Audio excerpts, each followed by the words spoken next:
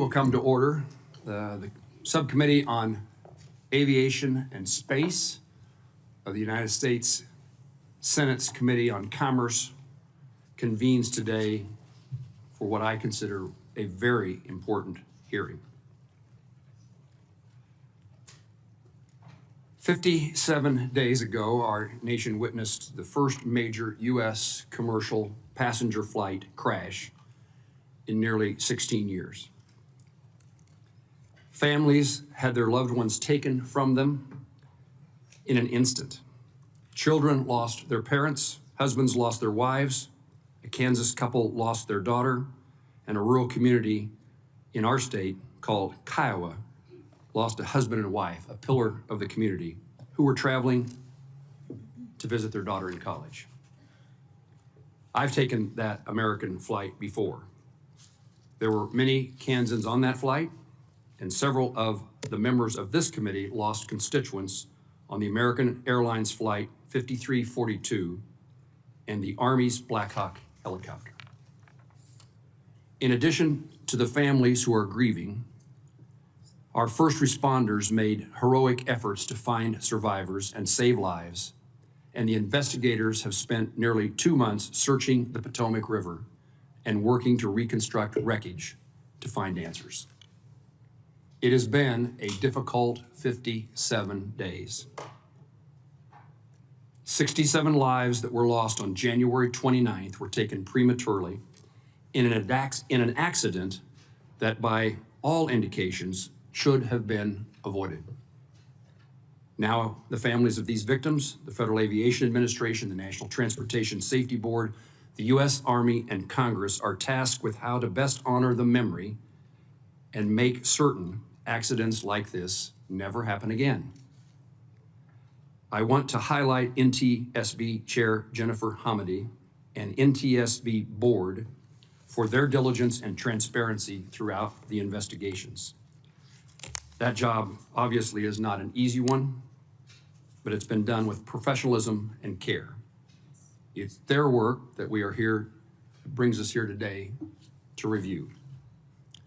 NTSB's preliminary report into the mid-air collision provides insight into the events of January 29th, but many questions, certainly in my view, many questions still need to be answered, not only by the NTSB's investigation, but by our nation's aviation safety regulator and by the Army. The preliminary report provides alarming statistics in using existing FAA data on the risks at DCA to aviation safety. That data includes, and NTSB provides these numbers. In a 13-year period, not a single month went by without at least one, quote, close call between a helicopter and a commercial jet operating at DCA. Between October 21 and December 24, there were 85 incidents where the lateral separation between a commercial jet and a helicopter was less than 1,500 feet, and the vertical separation was less than 200 feet. And during that same time frame, there were more than 15,000, quote, close proximity events between a helicopter and a commercial airplane. The NTSB findings that it is possible for a helicopter on Route 4 to have as little as 75 feet of vertical separation from airplanes on approach to runway 33. I commend the NTSB for issuing urgent safety recommendations, and I commend the FAA in acting to implement them, particularly the permanent restriction of non-essential helicopter operations at DCA. However, I want to know how, with these statistics in the FAA files, why prior to January 29th, the agency failed to improve safety protocols at Reagan National Airport. This committee worked tirelessly to pass an FAA reauthorization bill last Congress that prioritized safety, enabling our industry to continue innovating and equipping the FAA with the resources necessary to keep our skies safe. We need a permanent confirmed FAA administrator to implement this important framework for the future of the industry. President Trump recently nominated Brian Bedford to lead the FAA, and I look forward to his testimony before this committee in the near future. I commend Secretary Duffy for his push to modernize airspace, and I look forward to this subcommittee working together to keep America's traveling public safe and improve public trust in our air travel system. Demand for commercial aviation is expected to grow 4% each year over the next 2 decades, and along with new technology and commercial spacecraft entering our airspace. This will further place demands upon our airspace and require the tools and guidelines to ensure a safe airspace. American Airlines Flight 5342 and Priority Air Transport 25 carried innocent civilians, selfless service members, talented figure skaters, fathers and mothers, husbands and wives, sons and daughters. And while Congress' response to the January 29th ought to be deliberate and not executed in a knee-jerk fashion, Congress must make certain that this loss of life occurs never again. In this early investigation, we have many unresolved questions. Among those for me is, why was the ADS-B out, not transmitting on the Blackhawk? Was it turned off or was there equipment malfunction? Why had precautions not been taken to mitigate the risk of collisions between commercial aircraft and rotor wing near DCA, the statistics I just described? What is the severity of this issue at other airports where combined traffic is also high? What explains the discrepancy between the altitude readings of the crew of the Blackhawk? Why did the Blackhawk's invalid pressure altitude data influence other systems that utilize this source? How the use of night vision goggles may have impacted the Blackhawk helicopter pilot's line of vision? And finally, how should the FAA evaluate combining duties of air traffic controllers? I'm appreciative for our witnesses being here today. I know they each take this circumstance seriously. I'm anxious to hear the discussion that they have with this committee. And the end result should be a better understanding, as well as working to identify and prevent tragedies today and into the future. I now recognize the ranking member of this subcommittee, Senator Duckworth, the senator from Illinois, for her opening remarks. Thank you, Chairman Moran, and thank you for your continued partnership on aviation safety issues. I enjoy being your partner on this subcommittee. And I want to thank both the chairman of the Commerce Committee and the ranking member for your work with us as well.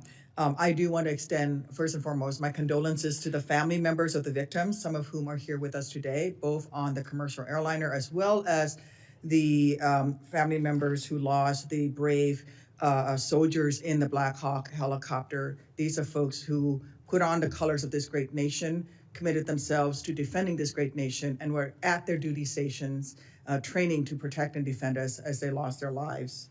I also want to thank the first responders and everyone at NTSB for their tireless work to get us the answers that we all are looking for. There's a saying, and as many of you have heard it, our aviation regulations are written in blood. So we have an obligation to the victims to learn what went wrong and prevent a collision like this from ever happening again. As a former Blackhawk pilot myself, and I have flown helicopters out of very congested aircraft at Midway Airport. In fact, I commanded the Midway unit for a number of years. I know how challenging this type of mixed-use airspace can be. But a challenging airspace is no excuse. This should never have happened. This collision was horrendous, and it is heartbreaking. But it was not a surprise. Our alarm bells about potential collisions have been ringing for years. Coming out of the pandemic, we saw a frightening rise in close calls and an erosion of our aviation system's margin of safety. We've known for years that we need more air traffic controllers and more safety technology. The warnings have been clear, and in some cases, right here within this committee, and a bipartisan consensus on the need to upgrade the equipment and the need to train more air traffic controllers. In November 2023, we held a hearing on close calls. NTSB Chair Hamady testified, citing staffing shortages, fatigue, distraction, deviation from FAA regulations, and a lack of runway safety technology. And she warned, and I quote, The concerning uptick in such incidents is a clear warning sign that the U.S. aviation system is sharply strained. We cannot wait until a fatal accident forces action. We must act before there is a tragedy. End quote. Chairwoman, just sadly predictive of what's going to happen. And you said that in 2023. At the same hearing, the National Air Traffic Controller Association's president told us that staffing shortages were so bad that many air traffic controllers were working mandatory overtime, 6-day work weeks, and 10-hour days. He warned, and I quote, "Over the long term, this will continue to introduce unnecessary risk into the system," end quote. So we passed in a bipartisan way FAA reauthorization bill last year to help rebuild our aviation workforce and make critical investments in safety. The FAA is still implementing that new law, but clearly Congress has more work to do to shore up aviation safety in this great nation. In December of 2024, we held another hearing. The GAO told us that more than 75% of our aging air traffic control systems are unsustainable or potentially unsustainable. The deadly collision at DCA is not the only aviation safety incident so far this year. We've seen deadly crashes in Philadelphia and Alaska, a crash landing in Toronto that miraculously everyone survived, even after the aircraft flipped upside down. Earlier this month, we saw passengers standing on the wing of a 737 aircraft in Denver to escape a fire. And near misses keep happening. In February, a Southwest flight came within 200 feet of colliding with a FlexJet plane at Midway Airport. At such a dangerous time for aviation safety, when we need to bolster our workforce and invest in technology, the last thing we should be doing is making cuts to the FAA. Yet 2 weeks after the DCA crash, the Trump administration began firing hundreds of FAA employees. I say all of this because it is important context we need to keep in mind during today's hearing. We need to understand what happened at DCA, but we also need to understand how this fits into a much larger threat to aviation safety. According to the NTSB, DCA had many close calls in recent years between October 2021 and December 2024. As the chairman has said, there were more than 15,000 instances of commercial aircraft coming close to rotary wing aircraft. 85 of those had a vertical separation of less than 200 feet. And last year, there were also 2 high-profile runway close calls at DCA. NTSB's preliminary report raises several questions. Most notably, how did FAA allow a helicopter route to come within 75 feet of a runway approach? FAA has deconflicted the airspace, but DCA is not the only airport in the country where airplanes and helicopters share congested airspace. Several of us raised this at an earlier briefing, and thankfully, FAA is now evaluating 8 cities where this may also be an issue, including in Chicago. We also need to know more about what helicopter pilots knew about their altitude. Was their equipment working properly? Voice recordings showed the pilot and instructor pilot indicated different altitudes as they approached the Key Bridge, and NTSB determined that some of the altitude information on the helicopter's data recorder was invalid. There are also questions about ADS-B. Why was the helicopter not transmitting ADS-B out? Do commercial aircraft need to be equipped with ADS-B in? How come so many helicopters are allowed exemptions from the ADS-B out requirement at DCA? So I look forward to hearing from our witnesses, and I yield back, Chairman. Ranking Member Duckworth, thank you very much for your opening statement. She almost called me the ranking member. I did. There's no reason to apologize. Senator Duckworth was the previous chairman of this subcommittee, and I had a great opportunity to work with her as the ranking member. And I would indicate certainly to Senator Duckworth, but to those in the audience, this is a subcommittee that will set partisanship aside, and we will continue to work closely together to find the answers that we're looking for today, and beyond finding the answers, making certain that changes are made to prevent this tragedy. We are joined by the chairman of the full committee, Senator Cruz, and I now appreciate his presence here and his leadership on this issue from the very beginning, and I now recognize him for his opening statement. Well, thank you, Mr. Chairman, and thank you to the ranking member as well. I want to thank each of the witnesses for being here today, and I want to extend a particular welcome to the family members of the 67 crash victims who are here today for this hearing. I've met with many of you since the crash, and each of you have my very deepest condolences for your unimaginable loss.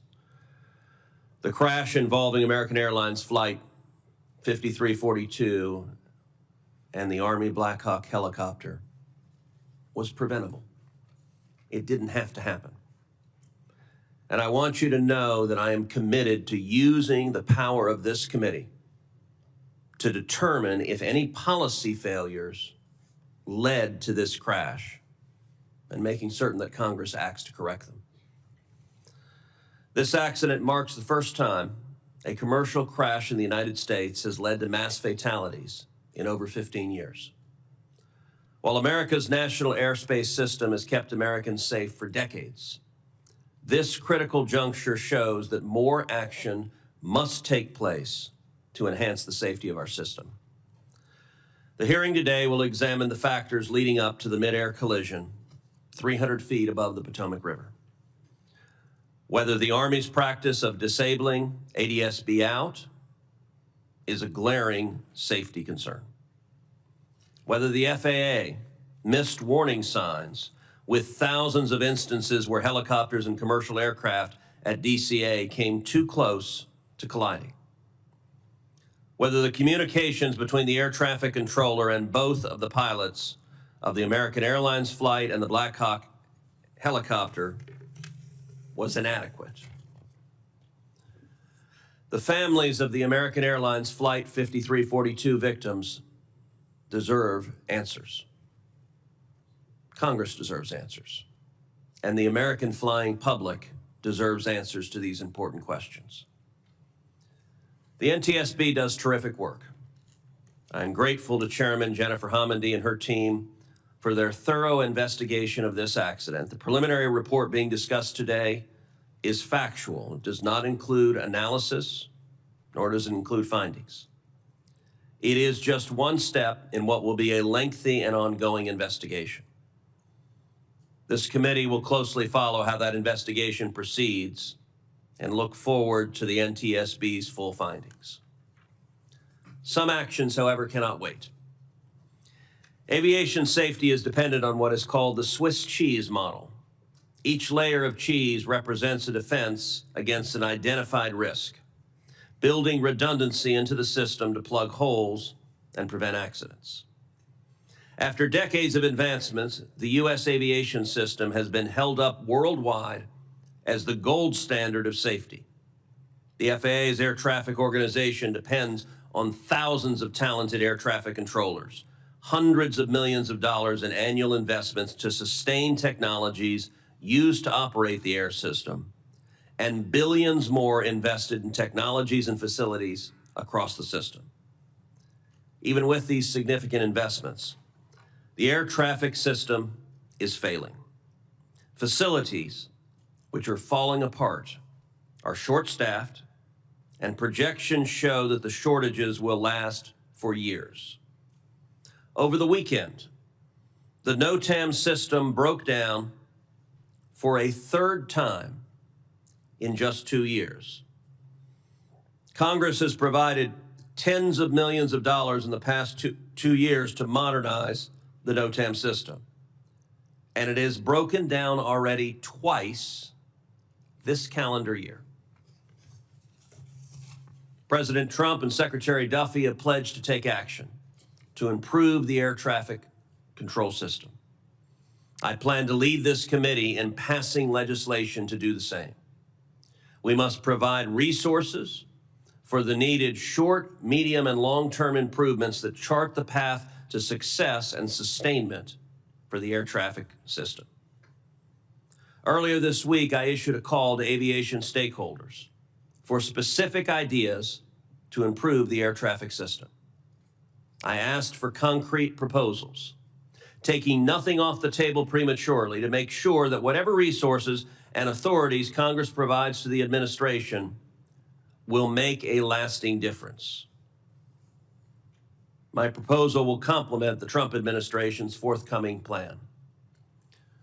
What the tragedy of Flight 5342 shows us is that it is never too early to act to improve aviation safety. I want to thank the families of the victims for taking your enormous grief and channeling it into energy, channeling it into advocacy, channeling it into standing up and speaking out for other families flying on other flights, fighting for them so they don't have to endure the grief and loss that each of you is enduring. It is my hope that we can spend the coming months in the wake of this tragedy working seriously to plug safety gaps and to ensure that an accident of this magnitude never happens again. Thank you. Chairman Cruz, thank you for your opening remarks, your leadership today, and your leadership into the future. We now recognize the ranking member of the full committee, the senator from Washington State, Senator Cantwell. Thank you, Chairman Moran. Thank you, Ranking Member Duckworth. Thank you, Full Committee Chairman Cruz. We're here today to examine one of the most devastating accidents in U.S. history. With 67 lives lost on January 29th, we have a responsibility to not only understand what happened, but to fix it so that it never happens again. I want to recognize the families who are here with us today and express my condolences, but also my appreciation for the diligence that you now are demonstrating by being here today. Too much of aviation safety in the last several years have been left to the advocacies of families. We shouldn't have to rely on you. You should be able to mourn your losses. But we need you to continue to advocate for these important policies. I welcome NTSB Chair Jennifer Hamady, FAA Acting Administrator Chris Richelieu, and Brigadier General Matt Bramman, and who is the Director of Army Aviation. You're here to provide us an update on this collision and why a Blackhawk helicopter on a training flight collided with this American Airlines flight. As we seek answers, the NTSB's preliminary report has alarming facts. First, in the 3-year period leading up to the collision, commercial airplane and helicopters got within 400 feet of each other on 15,214 occasions, within 200 feet on 85 occasions. FAA's air traffic managers approve helicopter route charts annually, so that if the data raised questions about the safety of these routes, the ball clearly falls into the FAA's court as to whether to act on this data or make changes where the helicopters can fly in DCA. A helicopter at 200 feet would only have 75 vertical feet separation from an airplane approaching on runway 33. These findings reveal a very systemic issue that demand answers from our witnesses today. Acting Administrator Richelieu, I want to know, why did the FAA not act? Why did the FAA not act on 15,000 reports of dangerous proximity? How were these helicopter routes allowed to remain when alarm bells were literally going off in the towers? This lack of oversight must change. The Army Blackhawk helicopter was not transmitting what is known as ADS-B out signal, although we don't know why. What we do know is that the military told our colleagues, House Delegate Eleanor Holmes Norton in 2023, that the military operates 100% of its flights in the National Capital Region without this safety technology, 100% of the time. On March 7th, I wrote Secretary Hegseth about this issue for a response, asking to respond by March 21st. I've still heard nothing back. I do not like this silence. It's deafening. General Bramman, I have questions about these policies, especially given that the FAA's 2019 rule stating that the deactivation of the ADS-B out technology pursuant to an exemption was not to be routine. Well, the Holmes letter says that not only was it far from routine, 100% of the time operated with this exemption. Acting Administrator Richelieu, your agency gave government airspace users a loophole. What we want to know now is why this was allowed to continue if we have this data and information. And are there any other agencies that are acting with ADS-B out that we haven't addressed yet? The FAA rule needs to change. Chair Hamady, I'll be asking you about ADS-B requirements. In 2010, the FAA said that it was premature to require this kind of equipment on operators. Yet, at the same time the FAA made that decision, just 2 years earlier, you wrote a letter saying, disagreeing with them, but saying that the conclusion stating the, quote, the equipage of aircraft with ADBS out in capacity will provide for an immediate substantial contribution to safety, especially during operations in and around airports. Why did we not listen? 15 years later, commercial aircraft are still not operating with this. If American Airlines regional jet had been equipped with this ADBS it would have been able to receive the Blackhawk's transmission, giving it a better intelligence on positioning. Tim Lilly, the father of the pilot from the commercial craft, who he himself is also Blackhawk helicopter pilot, and his wife, Sherry, spent many years working at Gulfstream. They know a thing or two about aviation. They gave me a list of actions they hope Congress can take to improve safety. Mr. Chairman, we all need to work together on this critical safety legislation. Legislation to close the ADSB out loophole, require more commercial jets to have ADSB in capacity when operating near our nation's busiest airports, and have stronger information sharing between our military and civilian authorities. This isn't just about policy, it is about saving lives. To my colleagues, I hope that we can work together in a bipartisan fashion, since the FAA Reauthorization Act did require next-gen completion by 2025. We also directed the FAA to develop a plan for accelerating airline equipage with next-gen technologies, and authorized $17 billion through 2028 to modernize and replace the FAA ATC systems and infrastructure. So I do want to say, I do not believe in cutting the services, the benefits, or the training of our air traffic controllers. We need them, and we need them to do their job. I supported Senator Cruz's efforts to continue to advance more training centers to get more air traffic controllers trained. But now we need to learn this painful lesson. We need to make sure that we are preventing future accidents from happening. We must be unwavering in this effort. Thank you, Mr. Chairman, and I yield back. Ranking Member Cantwell, thank you for your opening statement. I'll now introduce our panelists who are here to testify. Our first witness is Jennifer, I'm sorry, I should put a title before you. Our first witness is Chairman Jennifer Hamady of the National Transportation Safety Board. The NTSB is an independent federal agency that investigates every civil aviation accident in the United States and significant events in other modes of transportation such as rail, transit, roadway, and pipeline. She has served as the chairwoman since 2021 and is a member of the NTSB board since 2018. Our second witness is Mr. Chris Rochelot, acting administrator of the Federal Aviation Administration.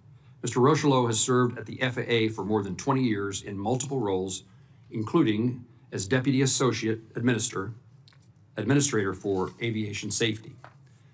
And our third witness is Brigadier General Matthew Brahman, Director of Army Aviation for the headquarters of the Department of the Army. Throughout his service, General Brahman has deployed over 36 months supporting overseas contingency operations. And I thank you, General, for your service. I now recognize Chairman Jennifer Hamady to deliver her opening statement.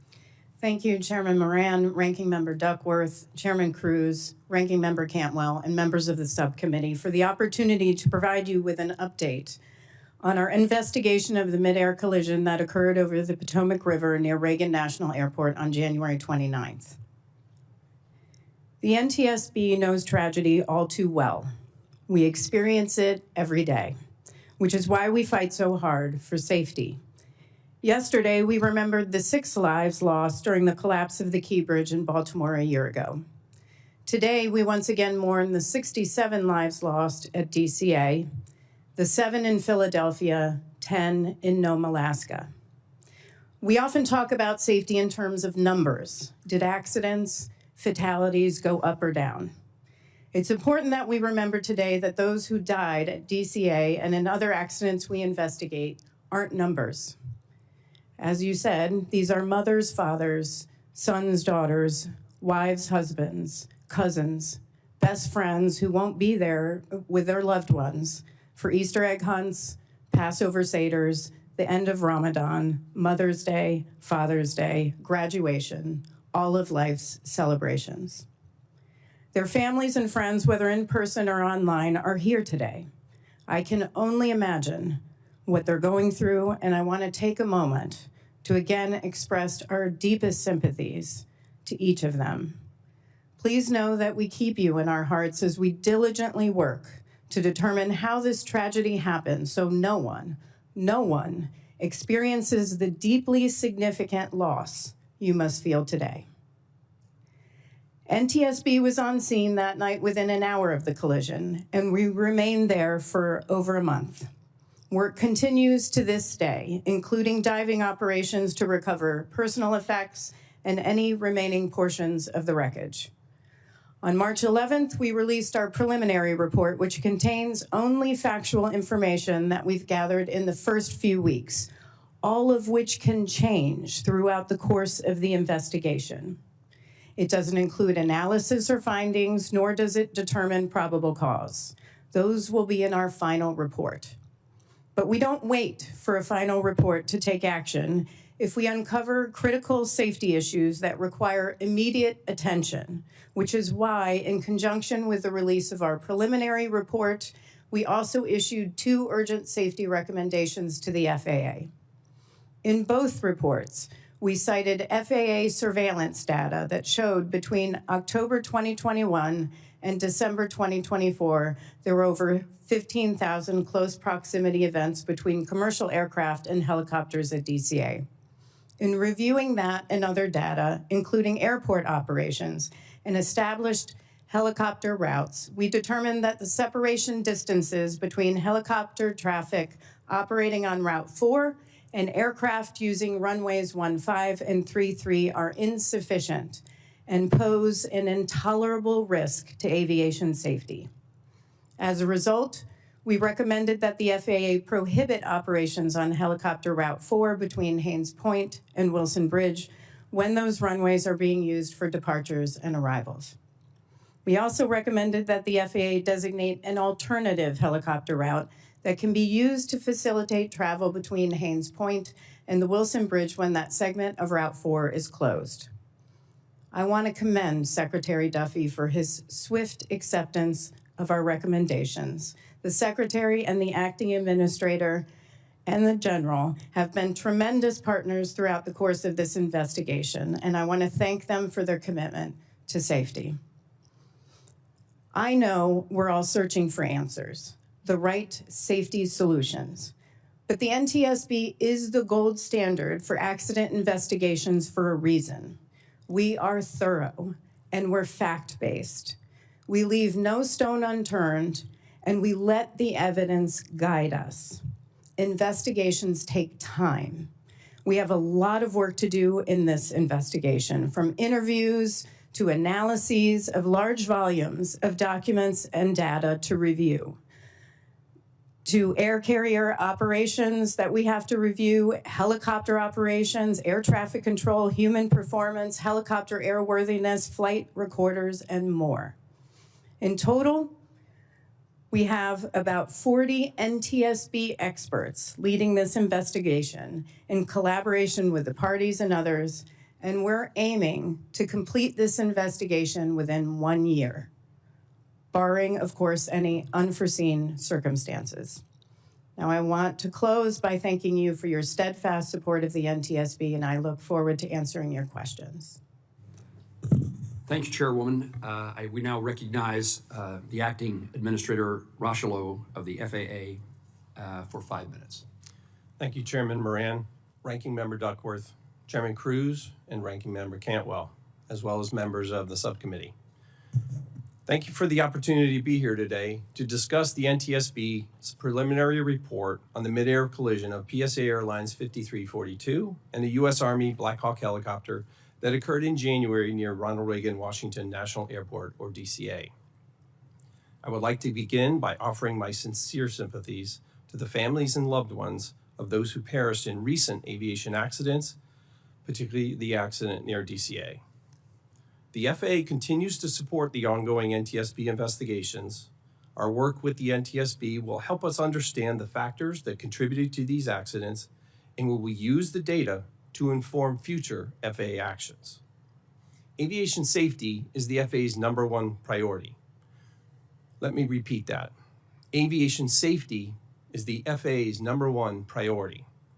While flying remains the safest mode of transportation, aviation safety is not static. There's always room for improvement. The professionals at the FAA take their jobs very seriously and strive to ensure safety every day. But the fact of the matter is, we have to do better. We have to identify trends. We have to get smarter on how we use data. And when we put corrective actions in place, we must implement them with diligence. I want to thank Chair Hamady and the entire NTSB team for their dedication in their ongoing investigation. Earlier this month, the NTSB issued an initial report and 2 urgent safety recommendations. The recommendations align with the actions the FAA took under Secretary Duffy's leadership immediately following the accident to restrict helicopter operations around DCA, eliminating mixed helicopter and fixed-wing traffic, and carefully developing alternative routes. Following the NTSB recommendations, the FAA took action to make these restrictions permanent. When essential helicopter operations such as life-saving medical, active law enforcement, active air defense, or presidential transport must operate in the flight-restricted airspace, fixed-wing aircraft are not allowed in that airspace. We're also continuing to analyze other airports that have both established helicopter routes and nearby airplane traffic. The FAA is also carefully reviewing offshore helicopter operations. As part of this analysis, we're using machine learning and language modeling to scan incident reports and explore multiple data sources to find themes and areas of concern. We will take immediate action if needed to mitigate any identified safety risks. Additionally, I will establish a safety risk management panel and engage with aviation stakeholders to identify additional hazard areas involving helicopter and fixed-wing interactions. And all aircraft operating in DCA Class B airspace will be required to broadcast their position and identification using ADS-B out, with very limited exceptions. We're bolstering aviation safety in other ways too. Air traffic control staffing is a top priority as air traffic controllers play a critical role in keeping the American people safe. Right now, we have over 10,750 controllers on the job with over 3,000 in training. We intend to hire another 2,000 controllers this year. We have streamlined the hiring process and incentivized hiring with a 30% increase in the salary of those who qualify to attend the FAA's academy. And we're already seeing positive results from these improvements. During the hiring surge that closed last week, we received over 10,000 applications, and more than 8,000 of those were referred to testing. We also continue to maintain rigorous oversight of Boeing to ensure the safety and compliance of its aircraft designs and operations. This oversight extends to ongoing monitoring of Boeing manufacturing practices, maintenance procedures, and software updates. We're working closely with Boeing to address any safety concerns and to ensure that all required modifications and improvements are made to meet the highest safety standards. We have a strong foundation at the FAA, and we're going to make our agency even stronger. We are refocusing our energy and directing all of our resources to safety, and will continue to recruit, train, and retain the best and brightest for the FAA team. I thank you for the opportunity to testify today. I also thank President Trump and Secretary Duffy for putting their faith in me to lead the FAA during this time. The work we do at the FAA isn't easy, but it's vitally important to the American people, and I'm proud to once again be part of the FAA team. I look forward to your questions. Thank you, sir. Recognize Brigadier General Matthew Brayman for his testimony. Thank you, Chairman Moran, Ranking Member Duckworth, Chairman Cruz, and Ranking Member Cantwell, and distinguished members of the committee. I appreciate the opportunity to come here before you today to speak about the mid-air collision that occurred between an Army Blackhawk helicopter with the call sign PAT-25 and American Airlines Flight 5342. First and foremost, on behalf of Army senior leaders and all of our soldiers, I want to pass my continued condolences to all those that are affected by this tragedy. I want to thank the professional work of our first responders and the federal, state, and local agencies that responded within minutes to the crash site and aided in the recovery. I want to thank Chairman Hamidi and the NTSB for conducting a thorough investigation, facilitating a close and transparent relationship with the Army as we conduct our parallel investigations.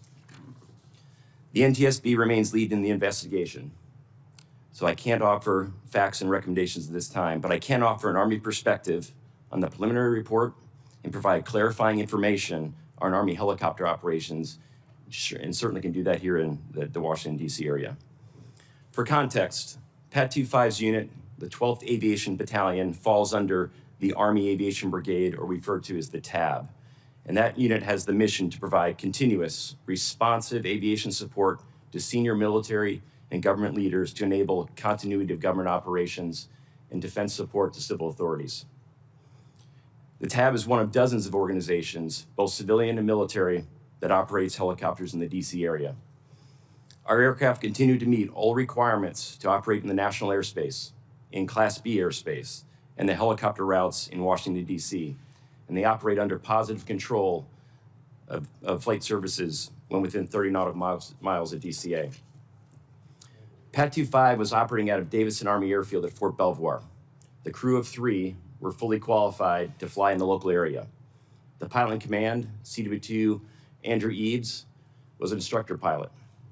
The co-pilot, Captain Rebecca Lobach, was a qualified pilot in command as well, and the crew chief, Staff Sergeant Ryan O'Hara, was a standardization flight instructor. The night of 29 January, Pat 25 was conducting an annual proficiency and readiness test, or APART. And as part of that flight, was approved to operate at contingency locations associated with their directed mission. This has led to questions as to whether Pat 25 was transmitting automatic dependent surveillance broadcast out, or ADSB out.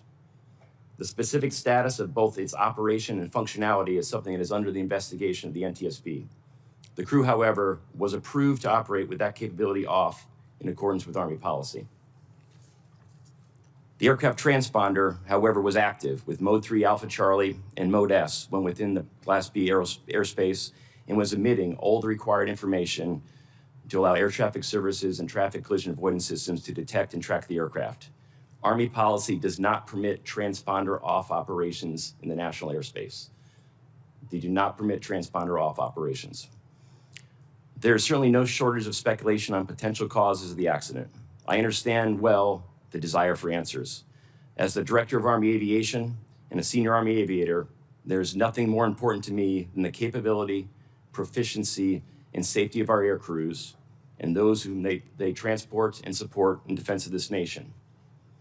And I'm also personally invested in the safety of our commercial aviation enterprise, as I live with an airline pilot, and her safety and the safety of her passengers is paramount to me as well, which is why it is essential that we see this investigation through to its fruition so we can have well-informed, fact-based conclusions to make desired change when needed. But where prudent, the Army is not waiting to take action. Immediately after the accident, the 12th Aviation Battalion paused all operations. They've only recently resumed flights and only outside the 7 nautical mile radius of DCA, with the exception of flights directly supporting the Secretary of Defense and the Chairman of the Joint Chiefs, and that remains true today. The Army continues to fully comply with all FAA restrictions on helicopter traffic over the Potomac River near DCA. The Army is actively participating, along with other military services and agencies, with an FAA-led working group to redesign the Route 4 helicopter corridor as recommended by the NTSB in its preliminary report. We've also issued interim guidance to elevate the approval authority to operate ADSB off. The Army is fully committed to a transparent and collaborative review of the events of 29 January and of all operations in the vicinity of DCA. We support any and all efforts to ensure a tragedy such as this never occurs again. Thank you for the opportunity to appear before this committee, and I look forward to answering your questions. Thank you, General. Let me begin by asking witnesses questions, and then we'll alternate between Republicans and Democrats based upon time of arrival after the leadership of the committee has their opportunity to ask their questions.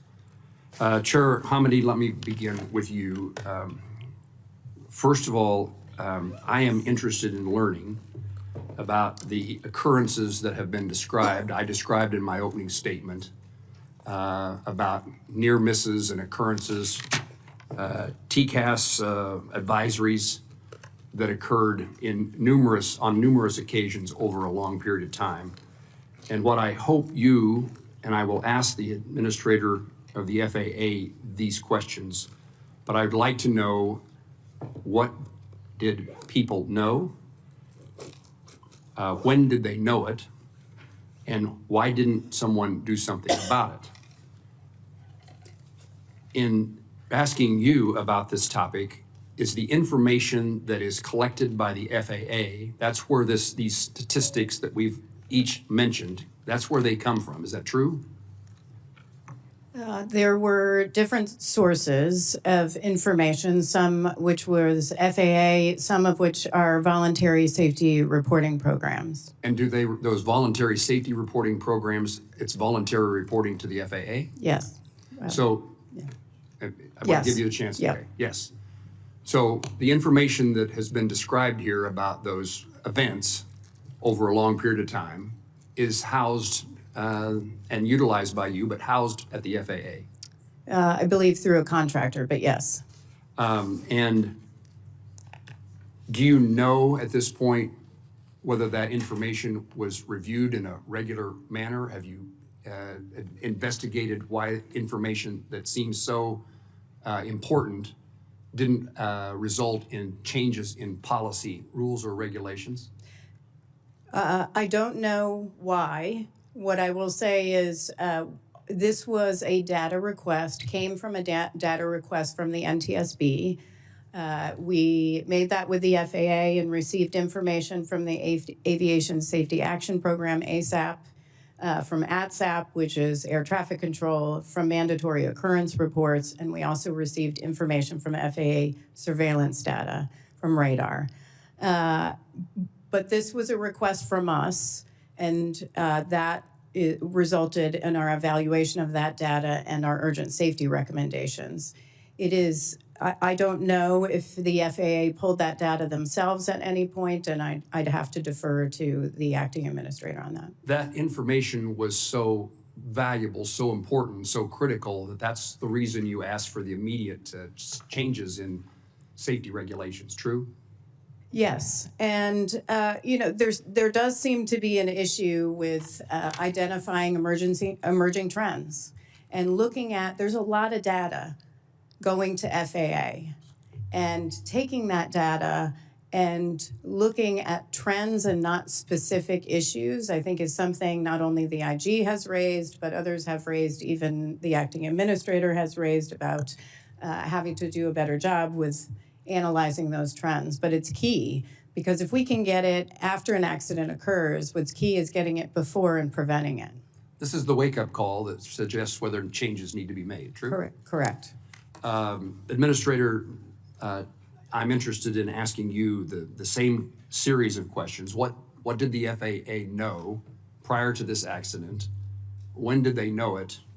And why wasn't some action taken to encourage and in fact increase the safety, particularly at an airport like DCA and maybe others, and the proximity between helicopter and commercial air service traffic? Yes, sir. So I'm very concerned about what we've learned in the subsequent investigation, both from the NTSB as well as our own reviews that we immediately took. Clearly, something was missed. I would say immediately after the event, we took the action, again, I referenced earlier, with Undersecretary Duffy's leadership, to restrict air traffic in that area, to ensure there was no helicopter traffic, as well as fixed wing. My question is, what did not happen at the FAA that would have highlighted this problem earlier, at the time in which this information is acquired by the FAA, but apparently not looked at until the accident? So the actual process by which there's an ongoing review all the time of the data that is available.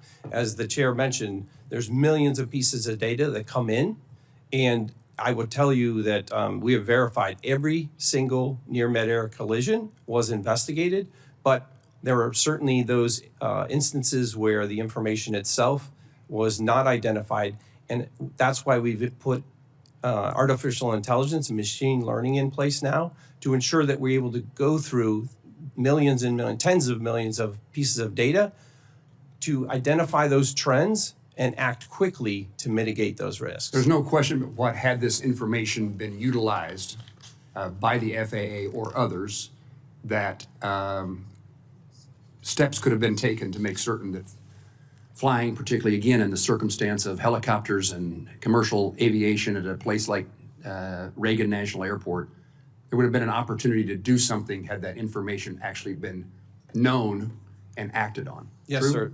That True? is correct. Thank you. Senator Duckworth.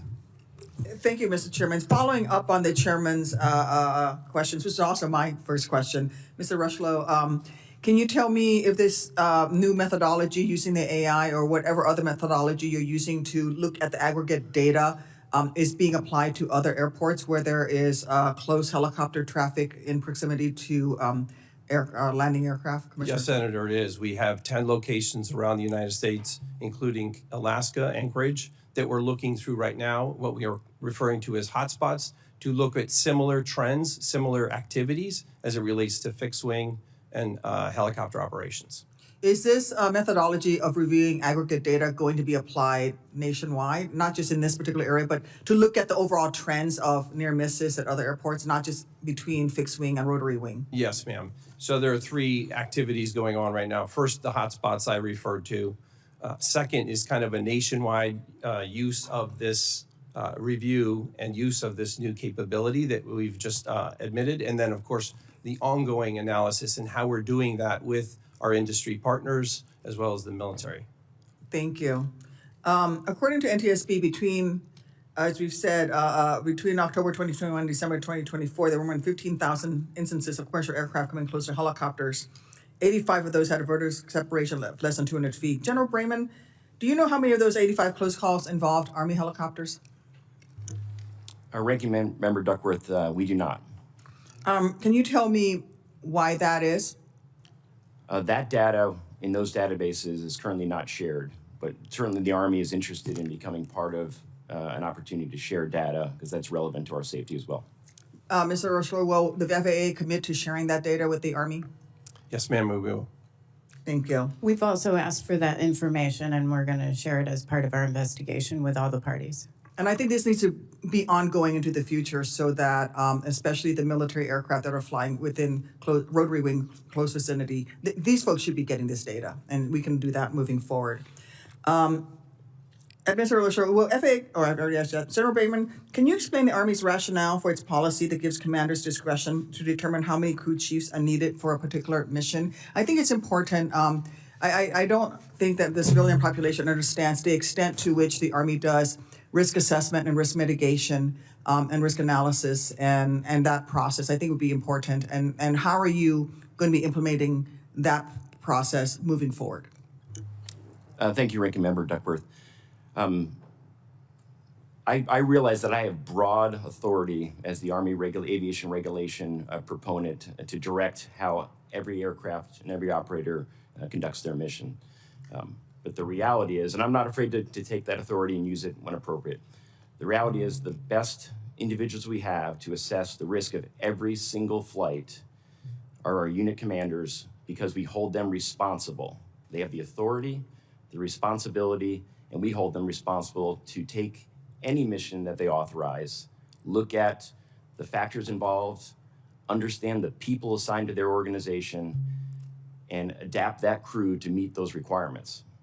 And certainly that is something that will be looked at in this investigation. Do we do that? And we will hold commanders accountable if they fail to uphold that responsibility. Can you speak to if a risk assessment for a particular mission comes in at medium or high risk, how the approval authority of that changes? Because you mentioned the approval authority for the DCA area has been raised higher for ADSB out, correct? Yeah, yes, Senator. So all missions go through an initial approval process. So a commander has to authorize a reason for an aircraft to fly.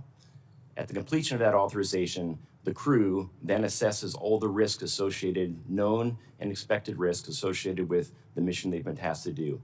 That discussion involves a third party, a senior officer or senior aviator within the organization that then assesses that risk and directs the crew to make any changes to mitigate anything that either that briefing officer understands based on their experience. And then when those things are implemented, it goes back to a commander who must authorize every single flight. So in the occurrence of things like ADSB out operations, that authority resides with a medium risk authority. So a battalion commander must approve that mission in particular. And in this case, the policy allowed that to be delegated down to a company commander. And they must approve that it meets the standards of the policy completely. We've now elevated that risk to high risk. That requires an 06 commander to approve any mission that has ADSB off. Mr. Chairman, I'm going to ask your indulgence for an extra 30 seconds because my next question I think applies to everybody here, and I think people will be interested. Please proceed. Thank you. This is for the FAA. I am hearing that there is a backlog of air traffic controllers waiting to get their FAA medicals approved so that they can return to duty. And we have an air traffic controller shortage right now. I think in the Chicagoland area, there's about a dozen air traffic controllers who are waiting for, they got new medication, whatever it is, but they're waiting as long as 12 to 18 months to get an appointment or to get a ruling from the FAA medical office so that they can actually get back on the job. And they're just sitting there not able to do their job. And I think this is a problem at all of the major airports around the country. I'm sure every one of us has air traffic controllers waiting to be put back onto duty, and they can't because of the backlog with the FAA medical system. Can you speak to that? And when you commit, if I give you a list of my air traffic controllers who've been waiting, will you take a look at those folks and make sure that their medical issues are addressed so we can get them back on the job? Yes, Senator, I commit to that. Chairman Cruz. Thank you, Mr. Chairman. On March 1st, multiple commercial aircraft landing at DCA reported receiving a traffic alert collision avoidance system, a TCAS resolution advisories, as they were preparing to land, advising pilots of an impending threat from above and in some cases directing the crews to take evasive action by descending. I think we were all alarmed that just a few weeks after the tragedy, commercial pilots were being told they were at imminent risk of a deadly mid-air collision. It's now come to my attention that these warnings were caused by the Secret Service and the U.S. Navy improperly testing counter-drone technology at DCA. Apparently, the Navy was using the same spectrum band as TCAS, causing the interference and faulty resolution advisories, even though the FAA had previously warned the Navy and the Secret Service against using that specific spectrum band due to interference risks. Acting Administrator Rocheleau, is that correct? Yes, sir, that's correct. Let me just say that's deeply disturbing that just a month after 67 people died while on approach to DCA, that the Secret Service and Pentagon would inadvertently cause multiple flights to receive urgent cockpit alerts recommending evasive action. It is inappropriate for such testing to occur at DCA given the facts of what occurred. And I expect this committee to investigate why precisely that happened. General Brayman, I want to turn to your testimony. On March 11th, Chairman Moran and I sent you a letter asking a series of very specific questions. This week, the Army responded with a one-page information paper. However, there were specific questions in the letter that were not answered. I want to turn to them now.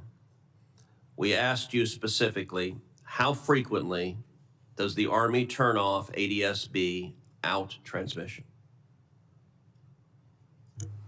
Chairman Cruz, as I stated in the discussion about how we approve the missions, a mission would have to fall into the category as defined in the federal regulation and Army policy. It must be It must have national security implications and be sensitive in nature to be able to do that mission. General, you're not answering my question. My question is, how frequently is ADS-B out turned off? I wasn't asking what the standard is. I was asking the frequency. I can take the number for record, Senator, but I can tell you the types of missions, and the majority of the missions they fly are missions associated with that national security mission. Is it accurate that ADS-B out is turned off for 100% of missions flown by the Army Air Brigade at Fort Belvoir? Senator, I think you're referring to the June 8th letter from the Joint Staff to Representative Norton. In the context of missions, meaning the things, the operations that the 12th Aviation supports in their mission requirements, I would say that's an accurate statement. I would not say that's an accurate statement of 100% of the flights being flown by that organization. Okay, so I want to understand what you mean by missions. Does missions capture training flights? Only training flights that would have been operating in a location that's sensitive as part of their continuity of government operations. Well, that would be all of them around DCA, is that correct? Only specific sites that are part of that continuity of government operation. In your one-pager, you said 75% of the flights are mission rehearsal readiness flights. Are those operated with ADS-B out? They are, Senator, yes. So right now, today, the Army is flying helicopters in and around DCA Airport with ADS-B out turned off. Is that correct? When conducting their NORTHCOM directed mission, that is correct. I have to say I find that shocking and deeply unacceptable. And I want to encourage the Army right now to revisit that policy and to revisit that policy today. And I can tell you, if the Army chooses not to, I have a high level of confidence that Congress will pass legislation mandating that you revisit the policy. If today another accident occurs over DCA with another helicopter that had ADS-B out turned off, the Army will have very direct responsibility for that. And I am at a loss to come up with any justification for risking the lives of the traveling public with that decision. You can't change the decisions made yesterday, but you can change decisions made forward. That's my understanding. The Army has a memo, August 9th, 2024, entitled ADS-B Out Off Operations in the National Airspace. My staff requested that memo from you, and my understanding is your team declined to provide it. That is also unacceptable. I want to ask you at this hearing, will you commit to providing that memo to this committee? Senator, I'll commit to reviewing the information and getting what we can to you. Absolutely. That answer needs to be a yes, that you will provide that memo to this committee. Senator, we'll review that and we'll look at the ability to give it to the committee. Absolutely. If it is not provided to this committee within 24 hours, I am confident that you will have a senior commanding officer give you a direct order to provide that that memo to this committee. And I just want to underscore, there's no reason the Army has to wait for the conclusion of the NTSB report to revisit your policy on ADS-B out. You can do so right now. And I got to tell you, I spent this morning looking in the eyes of family members who lost family members. I don't know how I would do it tomorrow to another room of family members who lost loved ones because yet another helicopter was flying with ADS-B out. And so I cannot urge you more strongly, change that policy right now. Senator Cantwell. Thank you, Mr. Chairman, and I too have asked for the same memo, so I want to follow on in the same line as Senator Cruz. I also want to associate myself with the information you're requesting on spectrum interference. This is one of the issues that I think, one of the reasons why I think spectrum and spectrum fights are so important is because I think the agencies with adjacency and issues, we can't leave this up to the flying public and But I want to go back because, Brigadier General, you mentioned in your testimony, we now have the additive dialogue that we just heard, but you said it's not allowed. You're saying it's not allowed. ADBS out was not allowed. That's what you said earlier. Is that in your testimony? In addition to the Holmes letter, you basically stated that using ADBS out, it's not like it was it was not allowed. Army policy is ADSB out is not to be used for routine use. Okay, so, acting administrator, did you know this? Did the FAA know this? Did the FAA know and understand and absorb this? Did you know that you were allowing a flight to go within 75 feet of each other and there was no signaling message that we have already identified as a safety measure is something that we have had as a requirement? So I understand the FAA was aware of this. We have an existing memorandum of agreement with the Did you know it Department was of Defense. Did you know it was 100% as the Eleanor Holmes Norton and as the Brigadier General is pretty clear this morning, we don't allow it.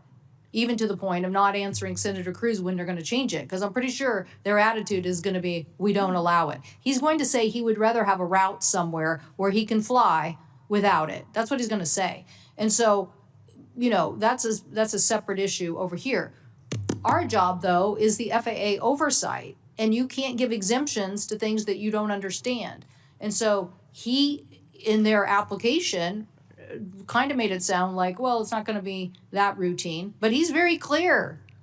They're never turning it on if they don't have to. They're never turning it on. So what I don't understand is why the FAA didn't understand that.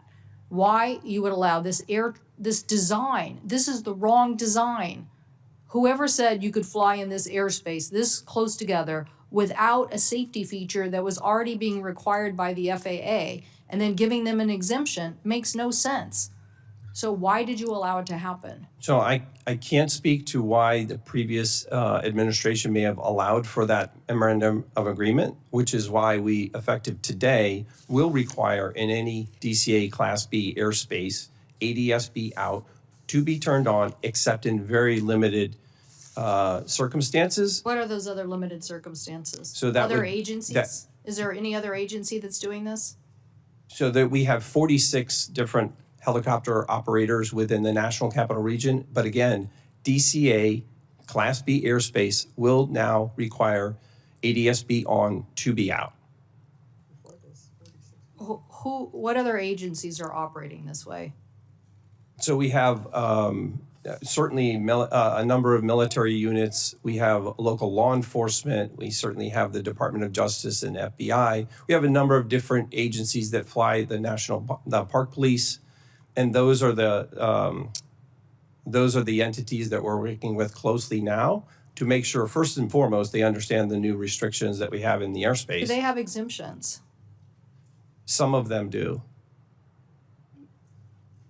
Are you concerned about this? Absolutely, which is why we immediately put in place the requirement to have ADSB out on. And so you think they're operating that way? Yes, ma'am.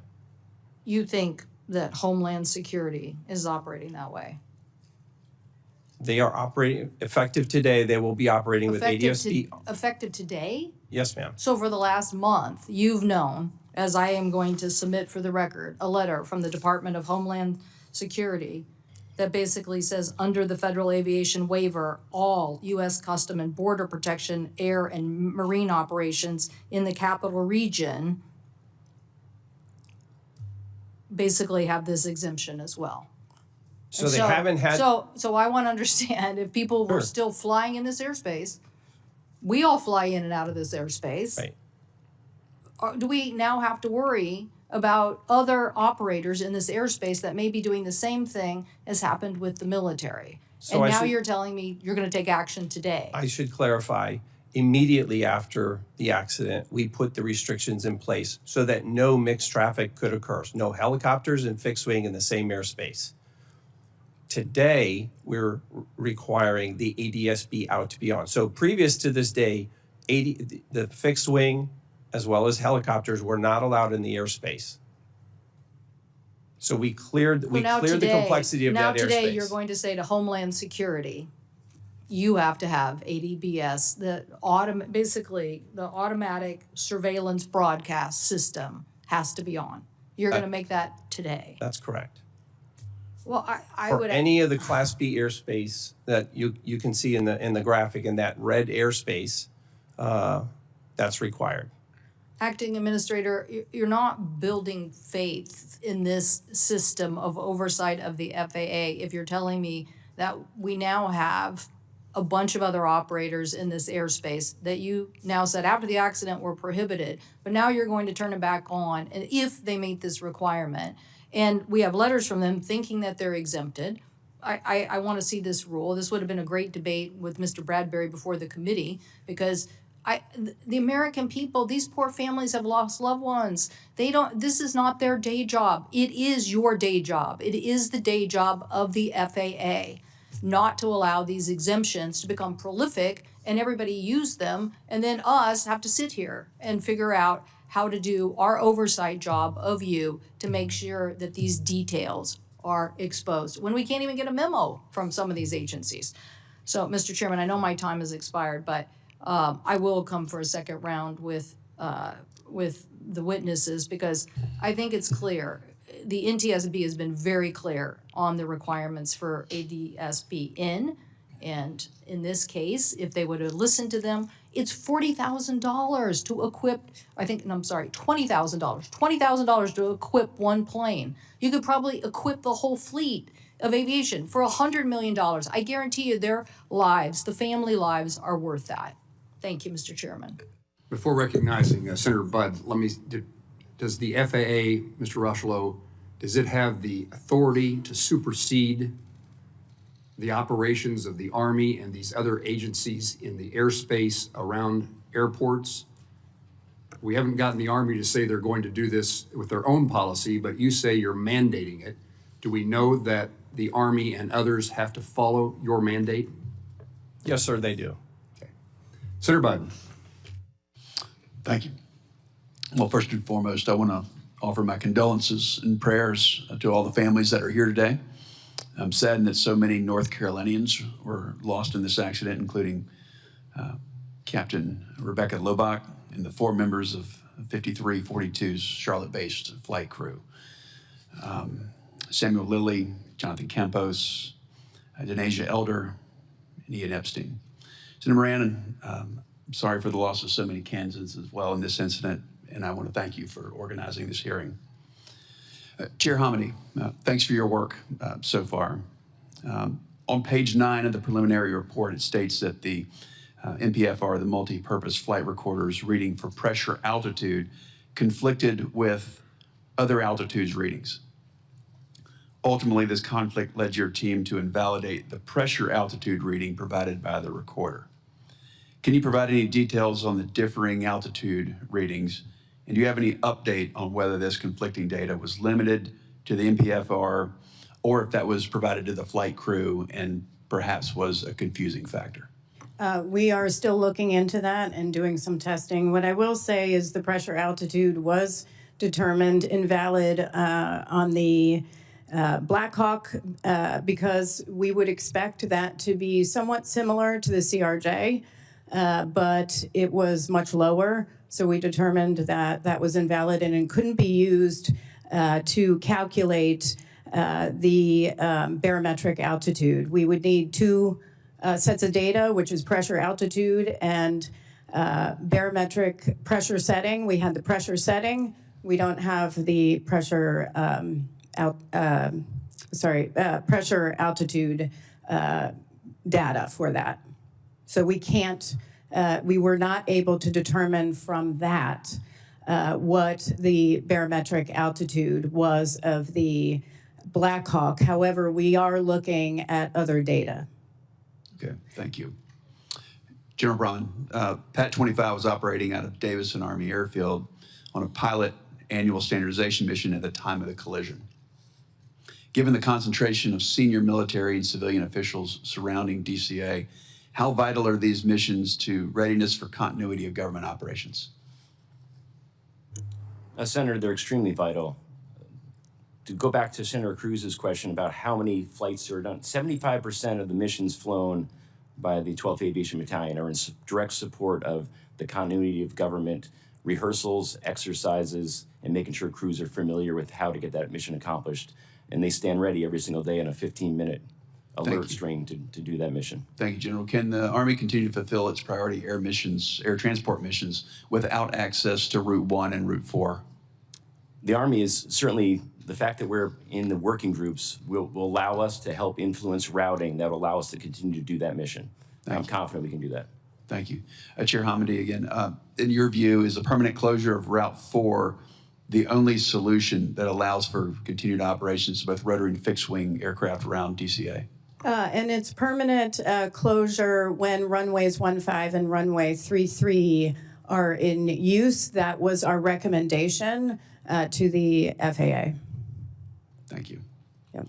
Administrator Rushlow, the aviation investigation report from the NTSB shows that the separation between an aircraft on approach of runway 33 would have a mere 75 feet of separation from a helicopter operating on Route 4 and hugging the shoreline of the east bank of the Potomac. Was the FAA aware of this conflict prior to January 29th? And given the insufficient vertical separation that we're talking about, was the FAA relying solely on controllers in the DCA tower to deconflict the approach to runway 33? So the FAA was aware of the design of that airspace in advance of December 29th. I would say that's one of the reasons why we immediately restricted that airspace after the incident to review the circumstances around the airspace itself. In addition to that, it's one of the reasons why we are looking at hotspots or mixed traffic areas around the nation, whether that's Boston, Dallas, LA, and Anchorage. Thank you. Senator, can I? Please. There is a DC helicopter working group that we have been trying to figure out who is part of the working group and get minutes and get documents from that working group to see what information was shared and what was discussed over the years. We have not been able to attain that yet, and I hope we can from FAA and others. Are you a part of that working group? We are not part of that working group. But you have access to it, and they are willing to provide what they find. We have requested information. We have not even been able to identify who is part of the working group firmly and get documents as part of that working group. We've requested all of that information because we do want to evaluate what was discussed. We're also going to interview the FAA cartographers on how this route was mapped because that 75 feet is max. That is the maximum. It goes down from there as the glide slope comes down to, as commercial aircraft approach runway 33. Thank you. So let me see if I can help Senator Hamady, Chairman Hamady. That's a very hard job, no. You are very good at public relations with senators, that we recognize the challenges you face. So do either one of you belong to this working group? Does the Army or the FAA participate? And can you answer that so the NTSB can pursue information? I mean, the FAA, it's the FAA's working group. It's the FAA's working group. All right. Mr. Rushlow, what's the problem? I'm happy to work with the chair. We've been working extremely closely together on this investigation, and I'm happy to work with the chair and understand why she hasn't received that information and make sure we follow up on that. Can you think of any reason that NTSB shouldn't be a part of that information? Off the top of my head, I can't. I don't know why they would be restricted in that, and I certainly will talk to my folks when we get back. Thank you. Yes, sir. Chairman, should we ask is the Army part of this working group as well? The Army is part of the working group. Yes, Senator. There are apparently 17 entities that are part of the working group. We just haven't been able to verify who all the entities are. Surely the FAA is in charge, and they can help you. Surely I would have been happy to understand that before today and work General, with you the know any chair. reasons that the working group's efforts can't be known by NTSB? Absolutely not. Thank you. Let me follow up. Mr. Rochelow indicated that the FAA does have the authority to require ATSB out. Do you agree with that assessment that the FAA can make this decision and if you don't follow the FAA policies, then you're precluded from the airspace? Chairman, the Army operates 100% under FAA authority. Very good. And let me turn to the perhaps the next steps or new information, and to this I'll go to Chair Hamady. Since the report that we're discussing here today is 2 weeks old, what has transpired, if anything, in those 2 weeks? Have you discovered any new and relevant information that you can share with us? Where would you like me to begin? One thing I can say on ADSB out, off, that's policy of the Army, but we are also we are still looking at installation programming and potential for equipment malfunction. And the reason I mention this is because the accident helicopter, for this accident helicopter, no ADSB data had been received from an FAA ground station for 730 days prior to the accident. And that was abnormal. So we began looking at the fleet for the battalion. The battalion had 25 helicopters. That includes this particular helicopter. 9 of them were Mike models, and all were transmitting ADSB out when they were turned on, because we have to verify that it's working. There were 16 Limas, including the accident helicopter, which we're still looking at, but 7 were transmitting when ADSB out was turned on. 8 were not, and stopped doing so sometime between May and November 2023. We don't know why. 5 of those started transmitting since the NTSB identified the issue and began working with the Army to try to isolate the reason. So I just want to let you know that you can have ADSB out on, but you also have to make sure that it's working. You indicated working with the Army, but there's other participants in this arena. Absolutely. And then were you narrowing it to the Army as if something is necessarily wrong there? Or more broadly, there's a problem in receiving the information? For the ADSB out on, we wanted to look at the helicopter fleet for the battalion to see if whether ADSB out on, when turned on, was actually transmitting data.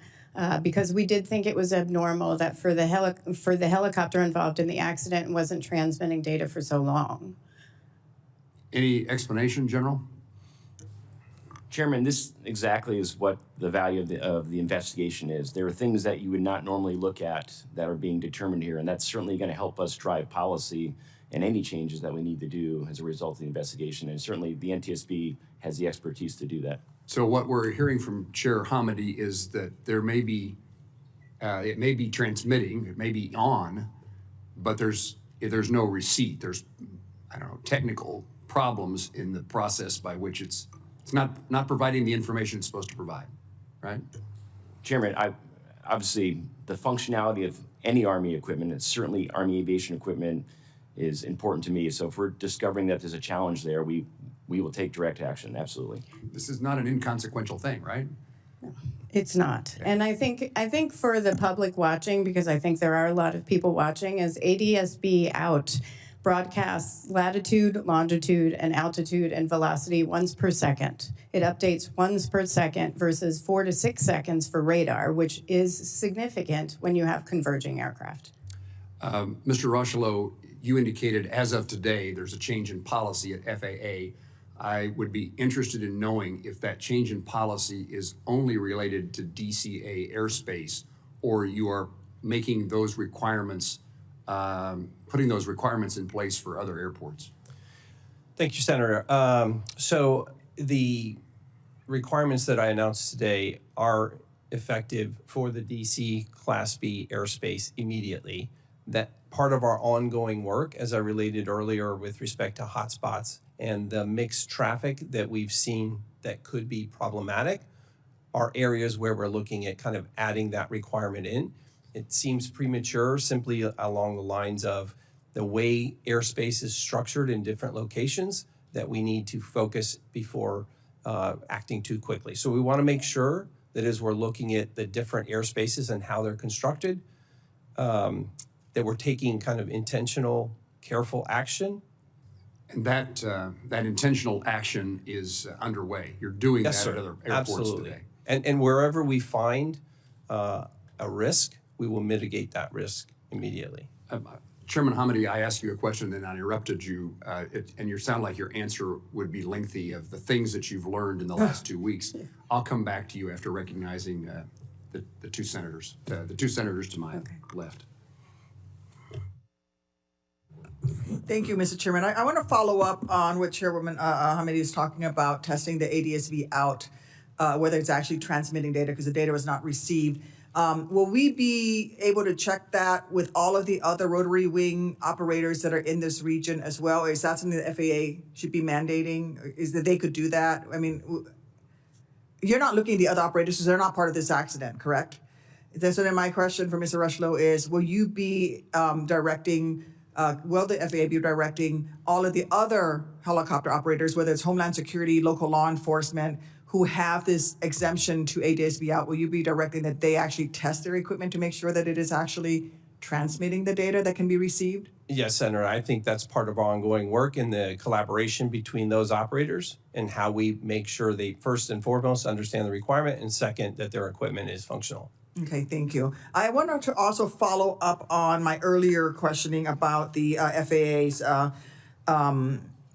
air traffic controller workforce. I had mentioned you had committed to looking at the list of names I gave you that I will be giving you for the air traffic controllers who are waiting for medical review. I would like for you to commit to reporting back to me in writing about how many controllers around the country are waiting for medical clearances so that they can return to work, and what the FAA is doing to make sure these medical reviews are happening in a timely manner. I will commit to that. Thank you. In the race to hire more air traffic controllers, and then the staffing was adequate on that evening, but we could have used more air traffic controllers, obviously. And in the race to hire more air traffic controllers, I want to make sure the FAA does not lower your long-standing high standards for air traffic controllers. There could be a temptation to sacrifice effectiveness for efficiency, but the FAA must stick to its stringent standards to protect safety. Can you assure this committee that as administration works to hire more air traffic controllers, you will not in any way lower the high standards that is currently required for individuals to become certified air traffic controllers? And there's plenty of places, a lot of them are in actually Kansas, that have the expertise to help us train air traffic controllers, as long as we keep those high standards. 100%. Part of our ongoing activity to surge in air traffic controller hiring is to look for the best and the brightest, and that's exactly what we're going to continue to do. Thank you. You're back, Mr. To follow up on Senator Duckworth, you should look to Kansas, and we welcome you. I'm going to turn to Senator Schmidt in just 1 second. General, the senator from Illinois was asking about routine maintenance and determining whether equipment is working. You have a standard in place that what Chairwoman Amity said. It doesn't make sense to me that you wouldn't know there were problems with the transmission or the equipment. Do you have a protocol in place and that equipment inspected on a continuing basis? Certainly, Chairman, with general aviation operations, we have protocols for the status of aircraft. I will have to get back to you and take it for the record on what the protocol is to ensure that ADSB out transmissions outside of the aircraft are being received. That's something I'll have to look on. How do we do that? And whether protocol is being followed? Absolutely. Thank you. Senator Schmidt. Thank you, Mr. Chairman. And my friend from Illinois would agree. I certainly don't want to. I don't want to see us reduce standards. I guess, and following in that same spirit, with Mr. Rochlow, can you commit that no hiring decisions will be made based on race? Yes, sir. Again, we're looking for the best and the brightest, and we're prioritizing those who are best qualified. Because as you know, there's a lawsuit by about 1,000 folks who are claiming that they didn't get a job because of their race, the FAA. We're all about making sure the best and the brightest are there, and we do that through a Great to testing hear. mechanism. That's great to hear. I did want to ask, General, and again, I apologize if this has been asked before. They're running us in and out of here, different committee hearings, armed services. I did want to ask, this was a very strong crew in the Blackhawk. Is it typical, or I guess, is it a problem? Is it typical and is it a problem to have someone who is a lower rank as this is my understanding, that the evaluator was a lower rank than the pilot? Is that a typical situation? Is that problematic? Is that not a problem? Do you think it contributed in any way? I just wanted to get your assessment. Thank you, Senator, for the question. It is extremely typical in Army aviation because the preponderance of our force are our warrant officers, and they are professional aviators. That's what they do for their entire career. And so they are instructor pilots, our maintenance test pilots, our safety officers, and our commissioned officers fill roles of leadership within the organization. So it's a very routine to have a senior member being evaluated by a junior member. Okay, so I'm sure you've gone through this analysis, and I just feel like in the spirit of making sure we're getting this right moving forward, that you don't think there's a systemic problem associated with maybe somebody with a lower rank saying something to somebody of a higher rank in those kind of situations. You've went through that analysis, I'm assuming. Absolutely, and that is certainly the personalities of crew members and capabilities is something that is considered in that risk brief process for every single flight. Is it the right crew? Is the crew mixed properly? Commanders would know if there's issues with simple as they don't get along, and commanders would take that into account before approving any flight. And I guess for the FAA, and again, maybe you've been asked this before, but clearly in the chairman's opening statement and a number of the committee members, just the statistics of the number of near misses between helicopters and aircraft landing at DCA, that, those operations now have been halted. Can you just explain to the American people why that didn't happen before? So, again, I'll say that the reports that were come in previously were certainly analyzed, but something was missed, and since that time, we've been using new tools available to us, to artificial intelligence, machine learning, to be able to scan the tens of millions of data points, to be able to do that analysis in a more proactive and ideally at some point here predictive way to identify risk earlier and to mitigate that risk. But this wasn't a new issue at DCA, right? This is an issue that had been a longstanding concern. Is that accurate? It's accurate. There were a number of reports that came in, and I would say that we've, as I mentioned earlier, we investigate every single near mid-air collision, and even as we talk about spectrum issues, Chairman Cruz mentioned, we have teams that go out and assess the airspace itself, making sure that we're working with partners, whether it's on counter-UAS technology, to make sure that airspace is as clean as possible from interference. And so moving forward, obviously it's a response to the tragedy that happened, and I would be remiss not to express my condolences to the families who are here. I know everyone has, and it's devastating for each and every one of you, including some folks from back home.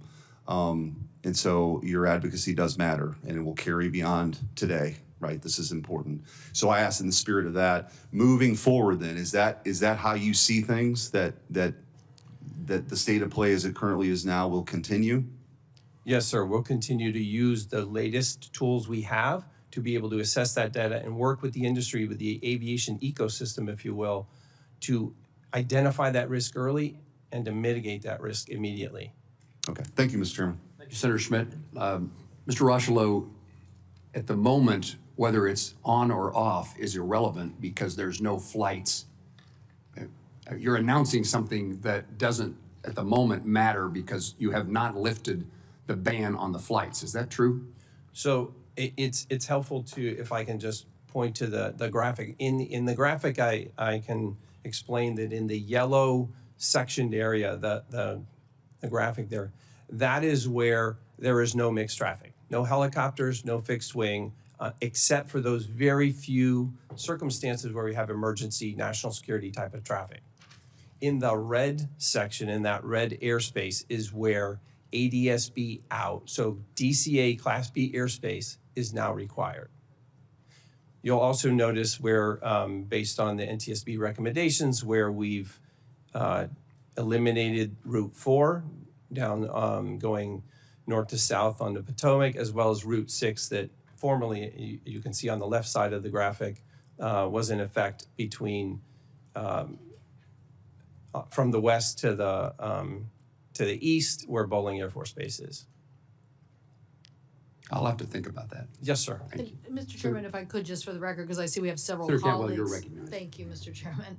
Just to clarify on your point, Acting Administrator, we still have a rule that says they have an exemption, all sensitive. So I know you're making a declaration today, but I don't think that supersedes the rule. Now, maybe President Trump's gonna call all these agencies and tell them to stand down, but legally, whatever the FAA is doing today doesn't take precedent over that rule. So when I come back for a second round,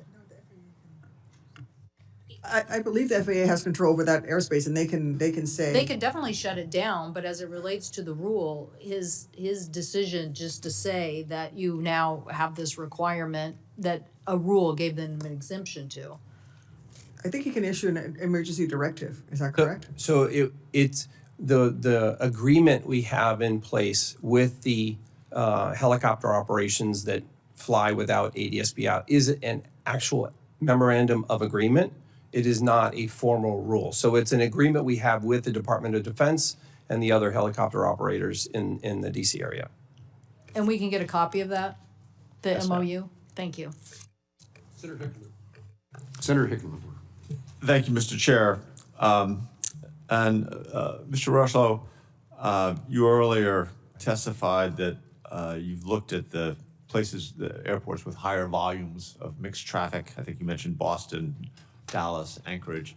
Is that assessment, have you gone through all the airports? I mean, does that mean that other airports in other large cities or where we have a fair amount of mixed traffic are okay? So we have 10 locations, a total of 21 airports. So we are doing this hotspot review, this mixed traffic review across the nation, including in the Anchorage area. So we're reviewing all the airspace designs to see where we may have this indicator of risk with mixed traffic. So helicopter operations as well as fixed wing. And so you mentioned Boston, Dallas, and Anchorage. That's not the full list, I assume. That's correct, sir. And so when will this be done? So obviously 21 locations. I'm receiving regular updates. I anticipate that being, I anticipate that activity being concluded in the next couple weeks. I will tell you that our teams they're being very intentional about how they go through that airspace because it's been built over time as it relates to helicopter routes and other approaches and departure routes. So we're being very intentional, very careful. We don't want to move quickly with inducing additional risk. Right, I understand that, but obviously time is of the essence. Yes, when sir. you're a situation like this, making sure that even a preliminary warning as part of that assessment would be pretty valuable. And any indicator that there's an emerging risk, we would take immediate action. Ms. Hamady, you have in the past talked about workforce and making sure that you are fully staffed. And I think this is a direct follow-up on that. Are we fully staffed? I mean, you're going to look at this entire incident, and it's going to take the typical year and a half or 2 years, which again drives a lot of my constituents crazy. Do you have a timeline for when you will finish the full incident report or whatever the legal description is? When that will happen? We've committed to 1 year, barring any unforeseen circumstances, but 1 year. And so you have enough staffing on that. We have 40 experts at the NTSB that are currently leading this investigation. It is a high workload because it's not their only investigation that they're focused on, but they're very committed to this one. And then we have an entire agency that supports them. Right, we have a array of past reports, and it varies dramatically, but I appreciate the fact that you're trying to accelerate this. I think it frustrates a lot of people that it takes, so long. I mean, how long does it take to gather the facts? So, it is a complex investigations, and our investigations are very broad, and there's a lot of information that can change over time. And we are very fact-based, following the evidence. So we do, that's our credibility. So we want to be exact when we issue something. I will say, I do have to congratulate our workforce, because when I came on as chair, we had well over 400, close to 500 reports that were 2, 3, 4 years old, and they're now below 2. Right. So that is significant, but the complexity of investigations, and then the fact that some things we don't have control over, like if we can't get access to evidence because a district attorney or law enforcement is prohibiting us in a certain situation with a highway crash, that can extend the timeline. Sure. No, I've seen that. But I think in something like this, where time is of the essence, I appreciate you guys making the effort, and glad to hear that you have the workforce. Mr. Rushlow, in your testimony, you highlighted some of the recent changes in hiring, and also especially in the training processes, to make sure we have more qualified air traffic controllers, but full workforce. I know you're working with local colleges all over the country on that. Is that is that working? I mean, I think if we can accelerate that, we have a Metro State in Denver is a place where we're turning out some of these members. Is that something you can ramp up? I'm very interested, and the Secretary has been very clear with the public as well as with me that we need to surge this hiring and do it well.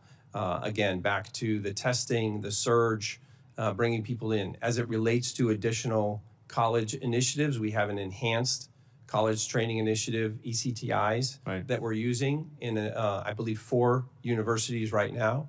We're working with them with respect to advanced simulators and the like to make sure that we can get more, what we'll call throughput, but more controllers through those schools and get them out to the local facilities, centers, towers, TRACONs.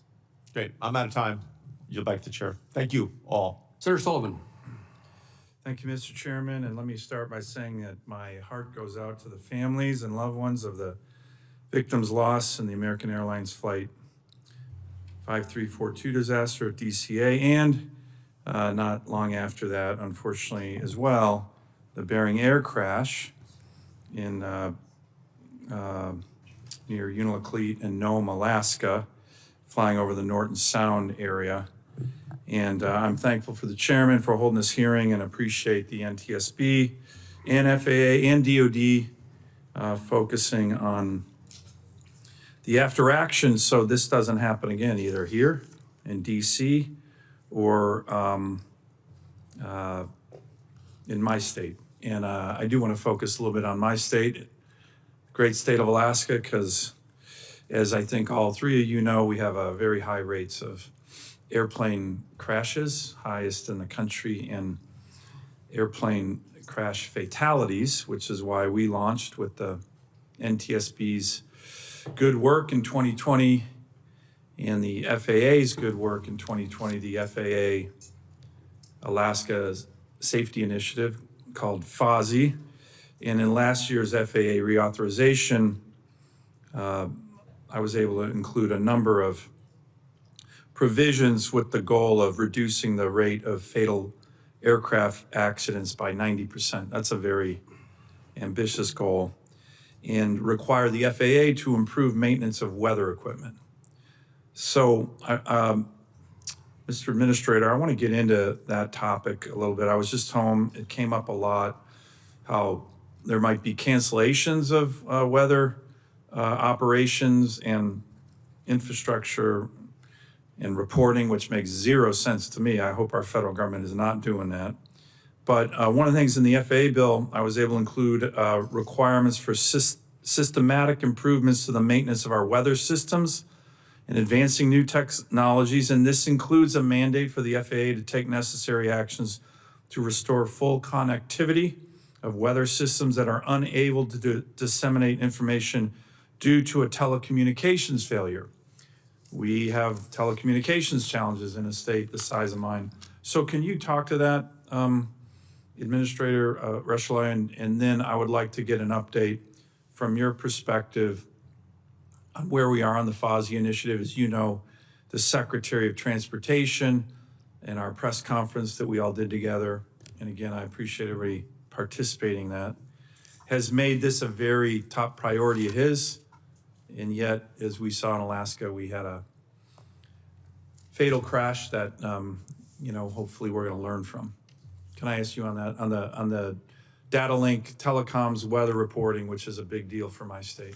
Yes, sir. I appreciate that. And I appreciate the opportunity to talk a little bit more based on our previous conversation. Your leadership, as a result of that and your request, I did travel recently to Alaska to go and understand more. I met with the NTSB lead investigator along with my investigators as it related to the Bering Air tragedy. By the way, thank you both for coming up to Alaska. I know it's not the closest state to get to from Washington, D.C., but it's important that you're showing my constituents that it matters. Yes, sir. And I agree. It's very important. I understand, having been there a number of times, the unique nature of Alaska, certainly its topography, as well as the need for safe aviation operations.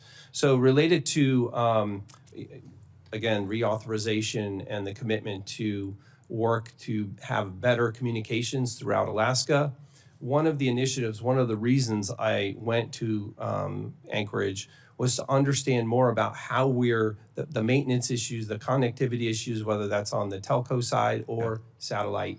And one of the things we're doing right now, and I met with our own technical operations people in the area to test Starlink, so satellite, because of the unique nature of it and the difficulty with telco.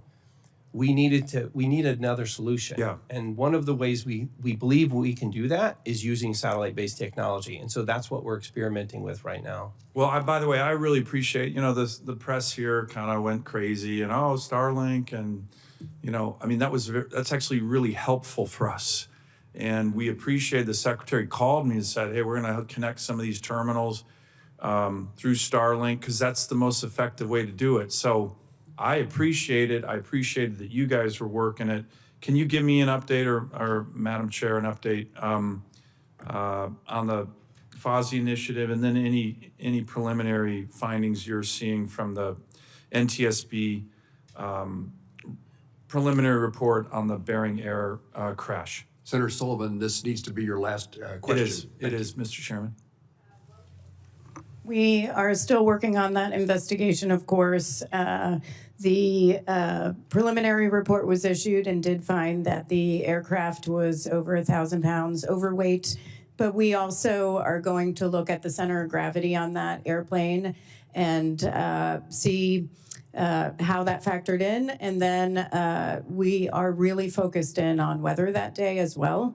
As you noted, weather infrastructure is critical for Alaska. And we have a number of recommendations on weather observing stations and also the importance of pilot reports and having air traffic control when a pilot reports weather conditions to pass that information along to other pilots in the area. And that's something we're looking at as part of this investigation in particular. Great. Thank you. Thank you, Mr. Chairman. Senator Sullivan, thank you. I don't want to diminish the circumstances that Alaskans faced and the circumstance you as their senator represent. We're trying to get everybody's questions in before the vote closes, and I recognize Senator Klobuchar. Thank you very much, Chairman. Thank you. And to the families, just such a tragedy. And I know there are those watching at home as well, including the family, Wendy Jo Schaefer, a Minnesotan mom, 2 little kids and husband, and we lost her. So, Chair, I want to thank you for your work. I know how complicated these investigations are. And could you just briefly talk about any open recommendations on communications that don't come out of this, that the NTSB, I know you have over 1,000 open safety recommendations, and while this investigation is ongoing, just open recommendations related to technology and anything that would improve communication? Related to this investigation? Not related. Oh, not related. I Okay. understand you. We have a number of recommendations that remain open, including a number of recommendations issued to the FAA. On communications in particular, I mean, one thing I will mention that we haven't talked about that we are looking at as part of this investigation is our longstanding belief that ADSB in also needs to be mandated by the FAA. We don't know what relevance that has to this investigation yet. However, it is a longstanding position of the NTSB. It will provide key information to pilots. And in 2008, in our comments for a notice of proposed rulemaking to FAA, where they decided not to require it, we said equipage of aircraft with ADSB in capability will provide an immediate and substantial contribution to safety.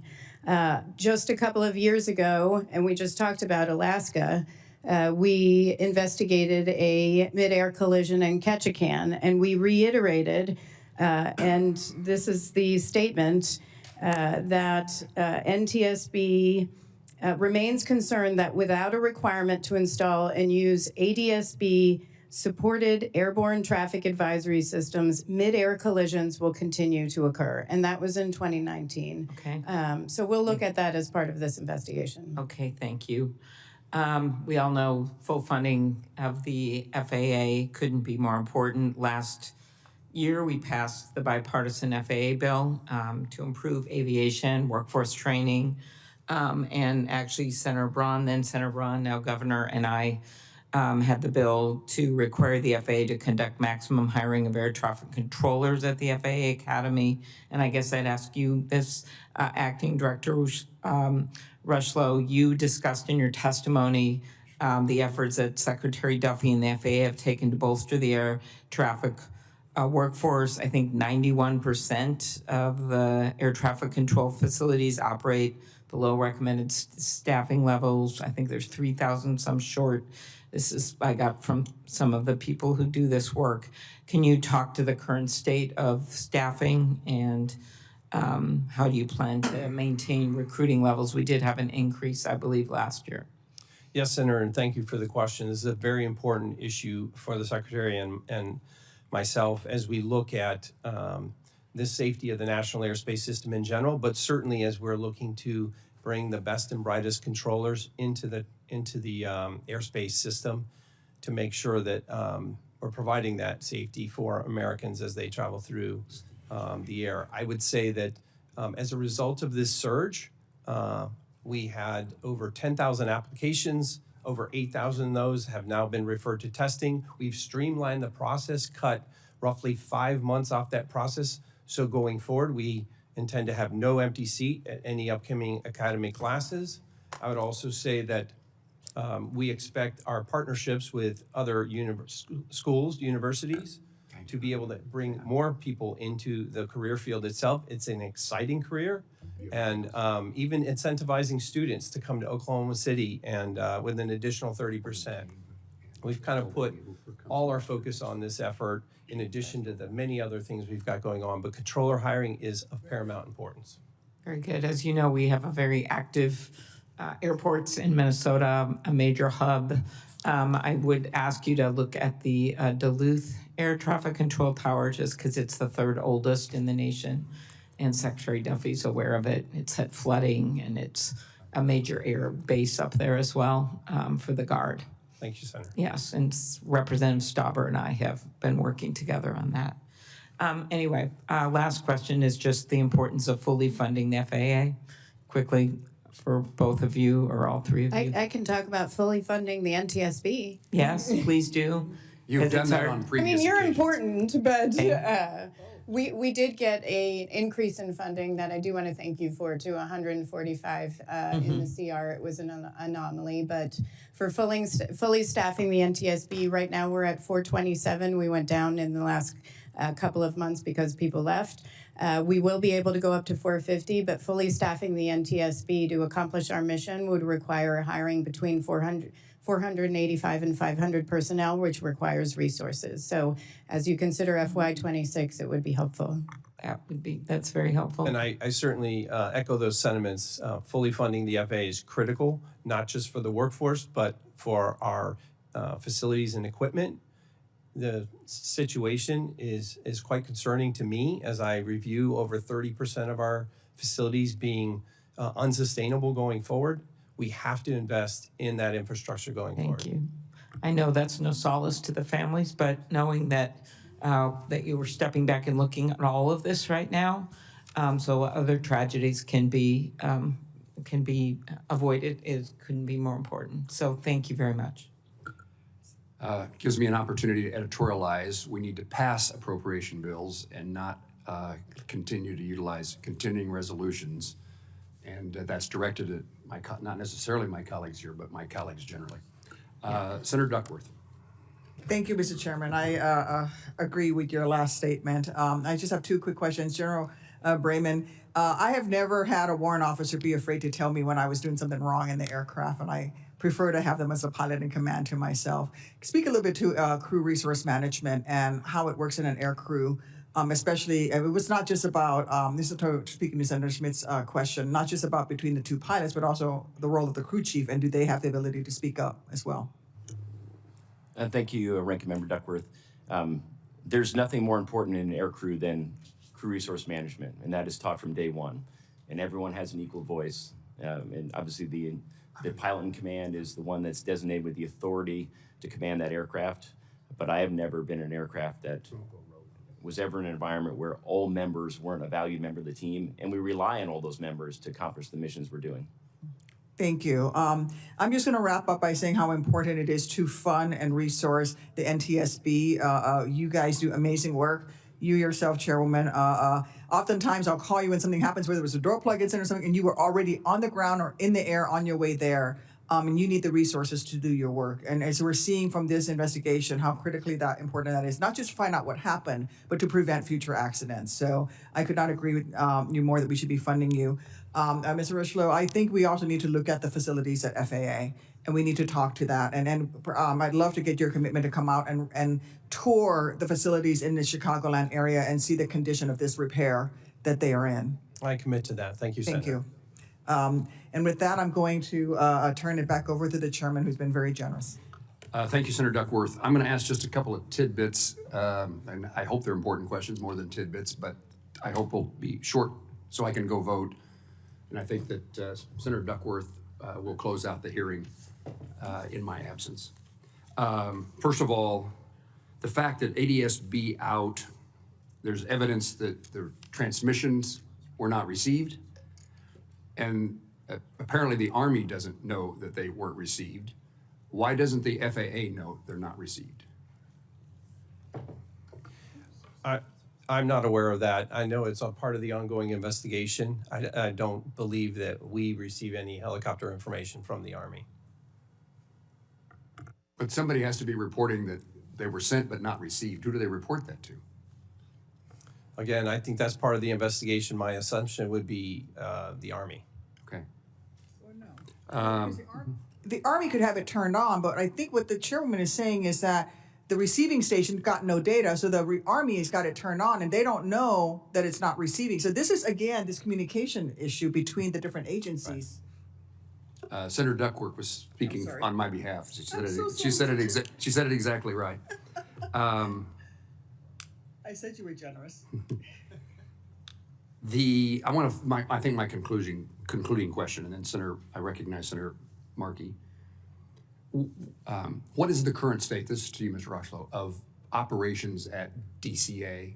How are they different today than they were on January the 29th? Yes, sir. Again, I appreciate it, the opportunity to explain. So immediately after January 29th, we restricted the airspace and in the yellow box, as I showed in the previous graphic, for mixed traffic. So no helicopters or fixed wing will be in that box, if you will, The yellow. the yellow box going forward. In the red section, And that's that is where still true class. today. Yes, sir. And that is permanent. We've made that permanent. We've also eliminated Route 4 and Route 6, the crossing that goes over to Bowling Air Force Base from DCA. Any other changes? Well, I would ask about number of flights. It appears to me, and my understanding is there are fewer flights utilizing Reagan National Airport? Yes, sir. Thank you. In the aftermath, we reduced the rate, the arrival rate. A lot of that was to support the NTSB ongoing investigation and the emergency response work. Today, we are running at what we call a 30 rate, so 30 arrivals an hour. And we're doing that largely in partnership. I mean, we received great information from the NTSB regarding some feedback they were receiving during their preliminary investigation regarding the workload on the controllers themselves. Obviously, the tragic event has an effect. I mean, these people come to work every day. They care about what they do. And so we reduced the rate down to 26. Slowly, we move back to now we're at 30 rate. And will that stay constant or change in the future? So that right now, that's constant. That's staying. We're continuing to monitor that. For the foreseeable future, the 30, yes, sir. is it 32? 30? It can go to 32, but right now we're at 30, and we plan to maintain that until such time as we assess the safety and being able to go to a higher rate. Senator Markey, are you okay if I continue just a moment? I often, almost without exception, when I'm chairing a hearing, ask the witnesses at the end, the conclusion of the hearing, is there anything that you want to correct that you didn't say as you wish to say it? Something you want to make sure we hear? And then I'll turn conducting this hearing over to Senator Duckworth. Ms. Hamady? That's when all my staff cringe when I chime in. On this one, I would say I know there is a lot of focus on the FAA right now. I do think they are very focused on safety. We have an excellent relationship and have been in communication constantly since this accident. I would say one area we're really looking at also is how the Army evaluates when there's reporting of close calls. Do they get those reports? The Army, I'm talking about. And how do they communicate? At the battalion level, how do they communicate and talk about safety? How do they evaluate safety? Are they getting reports? Are they monitoring their own helicopters that might exceed altitude levels? We have found so far that a lot of the conversation and safety discussion at the battalion level is really focused on OSHA slips, trips, and falls. There is a disconnect on some of the discussion around safety and safety assurance from the Army as a whole versus the battalion level. So we're really looking at that. Please answer this question, but just in my absence. Yes, sir. And I appreciate the opportunity. I just want to make it crystal clear that something was missed at the DCA crash. I take that seriously. I take that upon myself. I returned to the FAA just 2 months ago because I care about the National Airspace System and the safety in the workforce. I'm dedicated to continuing that work. And I will continue to review what I mentioned before with respect to the hotspots, working closely with NTSB to learn what happened here and to make sure it never happens again.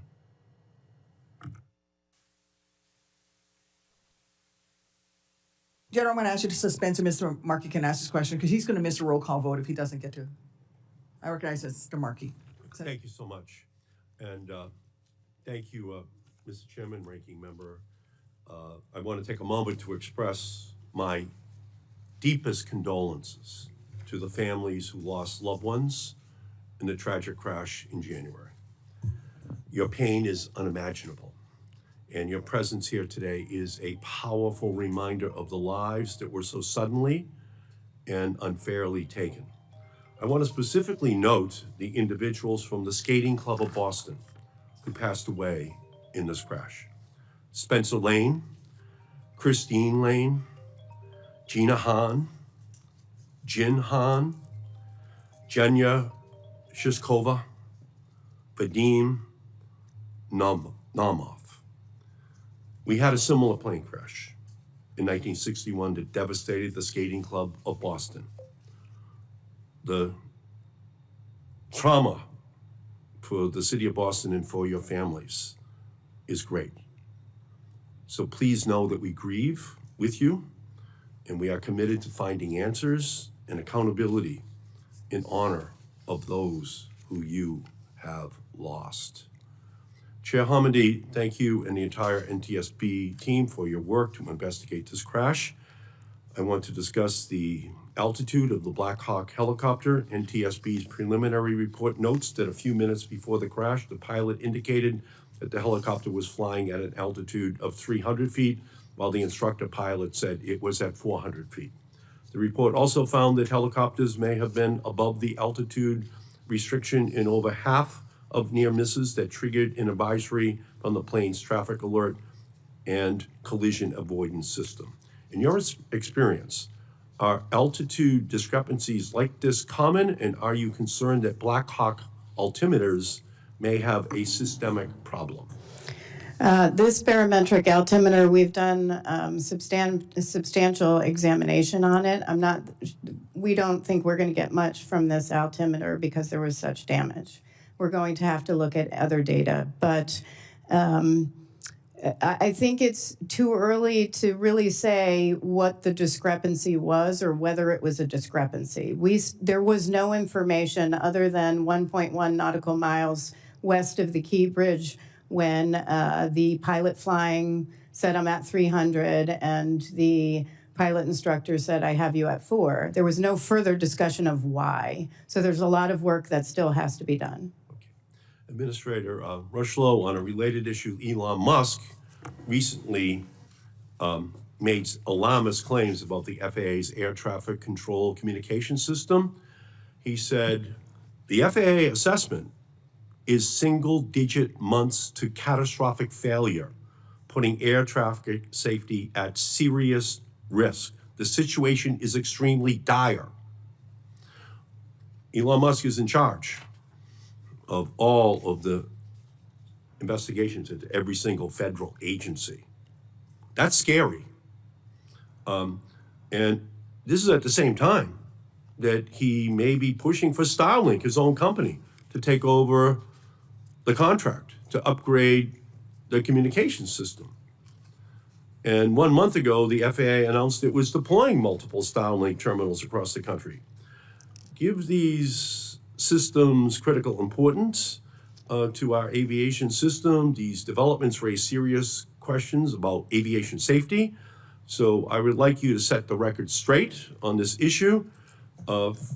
He said, basically, we have digit months to catastrophic failure, putting air traffic safety at serious risk. Is that tweet accurate? I would say that the circumstances around our air traffic system are in great need of renewal. I didn't ask you that. I asked, the public needs to hear this. Are we within single-digit months to catastrophic failure, putting air traffic safety at serious risk? I know we need new air traffic control facilities. I know we need that. I know you're saying we are at risk. Is that what you're saying? Are you agreeing with him that we are? I'm saying our air traffic system needs modernization as soon as possible. You understand, we can't have people heading for airports all across the country right now with Elon Musk, the ear of the president, saying that we're within single-digit months of catastrophic failure. Can you assure people that that's not the case right now? I can assure you the flying public, to fly is safe. We have the safest, most complex system in the world, and it is safe to fly. I would also say the air traffic system is in dire need of upgrade, and it's something the Secretary and I have been working on intensely. Well, so you're saying that this is not right. We're not within months of a catastrophic failure, because I don't think anyone wants to put a family member on a plane right now with this kind of assessment. Have you made the assessment that we're within single-digit months of catastrophic failure? Have you made that assessment? I have reviewed assessments in the last 2 months and understand that our equipment needs to be upgraded. I didn't ask you that. We're having Is the existing equipment safe? Is Yes. the existing equipment putting travelers' safety at serious risk? Is yes or no? the existing system is safe. Is safe. All right. We need to know that. Okay. Are any SpaceX employees serving as special government employees at the FAA right now? We had 3 special government employees from SpaceX. We are only in contact with 1 at this point.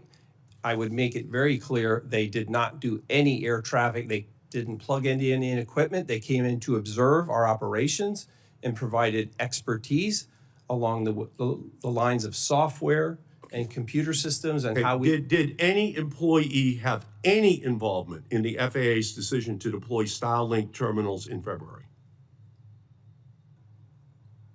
I'm sorry, if you could just repeat that question. Did any of those DOGE employees have any involvement in the FAA's decision to deploy Starlink terminals in February? There were no DOGE employees in that decision. Starlink is being tested at a number of our facilities, only tested and not plugged into any air traffic systems. Are any of these employees involved in the decision-making process around the deployment of additional Starlink terminals? No, sir.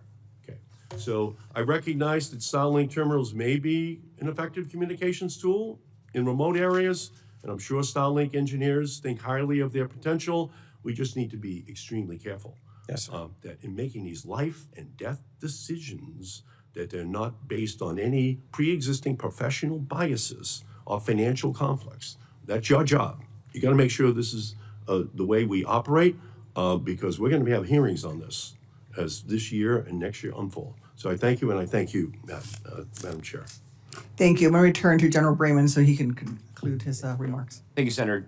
Do want to clarify 2 quick points. One on the memo requested by the chairman and both chairmen. It can be made available, however, it is part of the investigation. That is the unit's memo that discusses how they utilize ADSB out off. It's their policy letter. It is in the purview of the investigation. That is why it's not currently releasable. But certainly when the NTSB and the other investigations have done their due diligence, that we can look to make that available to the committee. Sure. For the NTSB, if the policy existed prior to the collision, you can provide it. That can be provided. Thank you. And What's your second point? And the second one, talking about whether we're willing to change the policy, the Army's policy. The Army is always willing to review its policy. Am I prepared to make a decision on ADSB out right now? No, Senator, but I want to do that informed by the facts that we have in this investigation. And those will drive policy changes. And that is not the Army policy, that's DOD policy. And the Army certainly has a vested interest in getting it right. But at the end of the day, what I'm most concerned about is the rigid application of that policy, that it's being done correctly and not being abused. And that is part of this investigation as well. Thank you. Senator Cantwell? Thank you, Madam Chair. I wanted to just go back to this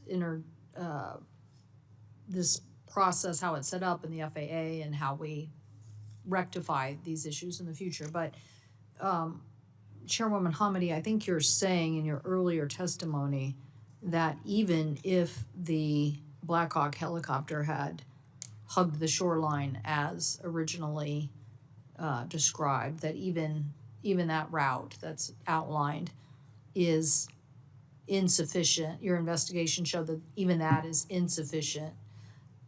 Intolerable risk to aviation safety. Okay, intolerable risk to aviation safety. So, Acting Administrator, how did we get to a point where we have a route that's allowed and mapped, that the military is flying, that's interfacing with commercial aviation, that as by the very definition, the NTSB is saying it was, even if they flew the correct path, was an intolerable risk? I think you're saying that because the difference in separation was just too small. There's virtually no margin of error. No margin of error. How are you defining margin of error, just out of? I mean, just looking at this, and I think you have the printout in front of you, hopefully, or staff has it.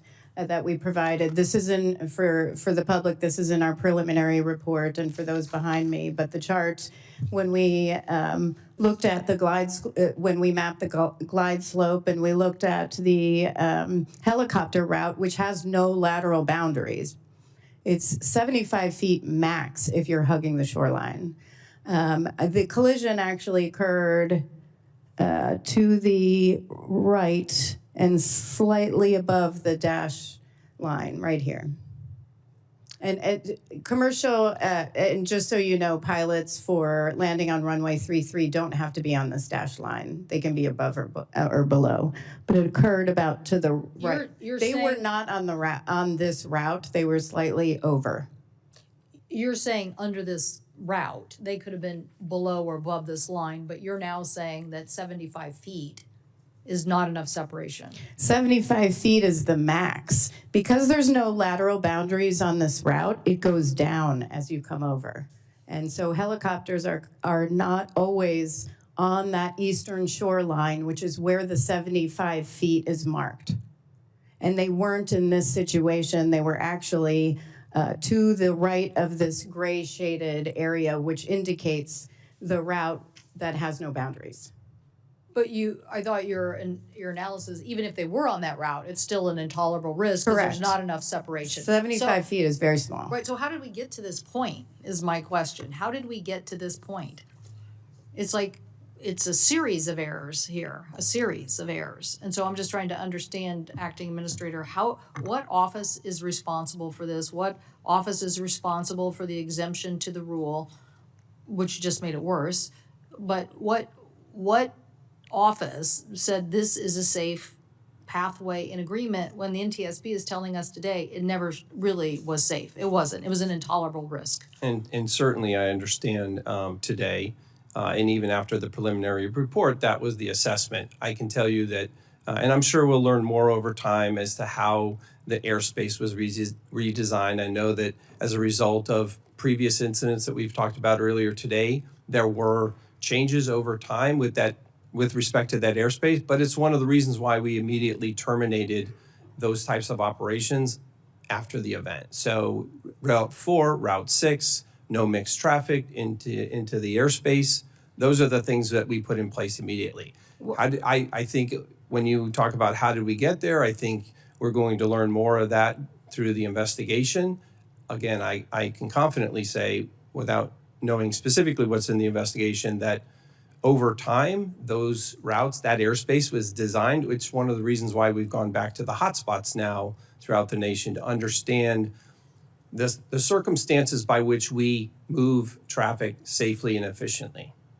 What office at the FAA has oversight of this issue as it relates to this area? So the air traffic organization builds out the airspace, and there's an aviation safety office that reports directly to me that oversees the air traffic organization. And did that office ever bring up any of this data or information or have input from anybody that said, we don't like this scenario, there's too many close calls, too much interface, too complex, too hard to deal with? On this specific route, I'm not aware of that. I know that when we are presented with those, and we have been, and that's how airspace changes, when we're presented with those circumstances, situations, near-miss or collisions, we investigate them and we put mitigations in place. Well, I'm questioning whether anybody was investigating. I mean, that's the issue. You had an alarm going off once a month. You had the data. Maybe you're saying maybe people weren't looking at it. And while I get that AI is this very new and interesting technology, it's no substitute for the FAA having an oversight over this level of traffic. And so, as my colleague, the chair of this hearing mentioned, that like now we want to know, do we have other problems in other airspaces? I mean, we're very focused on DCA, but now we want to know, we have big military complexes, 10 bases, 10 military installations in the state of Washington. I'm sure Chicago has a lot. We want to know, do we have to worry about this somewhere else because the FAA isn't looking and doesn't have an organization that is overseeing this information? I agree 100% with you. This is of utmost concern to me, not just in the DCA area, which again, we've put measures in place to reduce the risk and to make the airspace less complex. This is one of the reasons why we have a task force working on what we're calling hotspots, to ensure that we're looking at airspace design wherever we have mixed traffic in 10 locations. I believe it's a total of 21 airports specifically, to see where similar traffic like this needs mitigation. So you say this office reports directly to you, and you say this, they oversee these areas and the interface. So let me be clear about that. The office that oversees air traffic reports directly to me. The task force, the group of people that are looking at these hotspots specifically, are part of multiple parts of the agency: air traffic, aviation safety, airports. So we have a number of people part of that effort to make sure that we're looking at the airspace design, and if we find risk, we react. Well, there was risk, for sure. There was risk. It was being sounded in an alarm, and it wasn't being addressed. So now we have to figure out why that wasn't being addressed. There's a lot of information here that says very high risk, very high risk. So why was that ignored, or was no one looking at it? So we need an answer. I think this committee did very good work, in my opinion, after the Columbia accident, and set up more safety offices to make sure that we never miss something like that again. And I feel like that's the issue we're asking you today. And so we need to understand what you think is in place and why. If it was in place, did we miss this because little pieces of the responsibility was delegated to various parts of the organization and nobody had a holistic approach? Or, data, lots of data, and it's being ignored. But this is a clear that this was an unacceptable design. It's just unacceptable. And I don't know how we got there. I do want to ask you, are you now supportive of ADS-B in as a requirement? Making sure that carriers like this regional jet, again, I mentioned earlier, it's $20,000 or so per plane. Why can't we just say we're going to do this? I did understand from the chair earlier that it's been an ongoing recommendation. I have not personally looked into that in the last 2 months as to what the expectations are on ADS-BN. I know that equipage on aircraft throughout the system can be challenging, but I certainly will take that back and look into it to figure out what specifically ADS-BN would be, what would be required to mandate that. Certainly if Congress passes a law, we would, as we did with... We already did, by the way, It was called the reauthorization bill. And as I said in my opening statement, we basically authorized spending for this through the equipage program. And, you can discuss how this actually gets deployed, but I'm pretty sure the consumer ends up paying for it regardless in some way. And so the point is, NTSB has been recommending this. Is that right, Chairwoman? That's correct. You've recommended this since 2008? And I have to look, but I think we actually have recommendations on ADS-B that precedes that. Those were comments, and if I may I add our 2008 comments to the hearing record? Thank you. Without objection. So I think, Acting Administrator, I think we need to hear from the Department of Transportation and the FAA that they understand that these recommendations have been on the table and you need to respond to them. We don't want to do that. We don't want to keep doing this, which is having one organization who has to investigate all the accidents, deal with all the families, deal with the grief and emotion, and then have an FAA that gets too cozy with industry and gives them exemptions. We don't want that. And so what we want is you to listen to the NTSB. And I know this is historic. I'm not blaming any administration. It's historic. It's historic. As long it's been there since the beginning of the big crashes that we've had, way before the MAX, where the FAA makes safety recommendations and then they're ignored for I don't know, sometimes a decade. And then people finally say, oh, okay. But we owe it to these families. We owe it to them now. It's not that hard to get this done. So I hope you will take this back to the secretary, have an internal discussion, and basically agree it's time to get this done. Yes. And if I may add, and we're going to look at this as part of our investigation to see how it could have factored in, but the CRJ had ADSB out. It did not have ADSB in. And so we are going to look at what that information could have provided to that flight crew and how it could have made a difference. We've seen that in other investigations, which is why we have these recommendations. Thank you, Madam Chair. Thank you.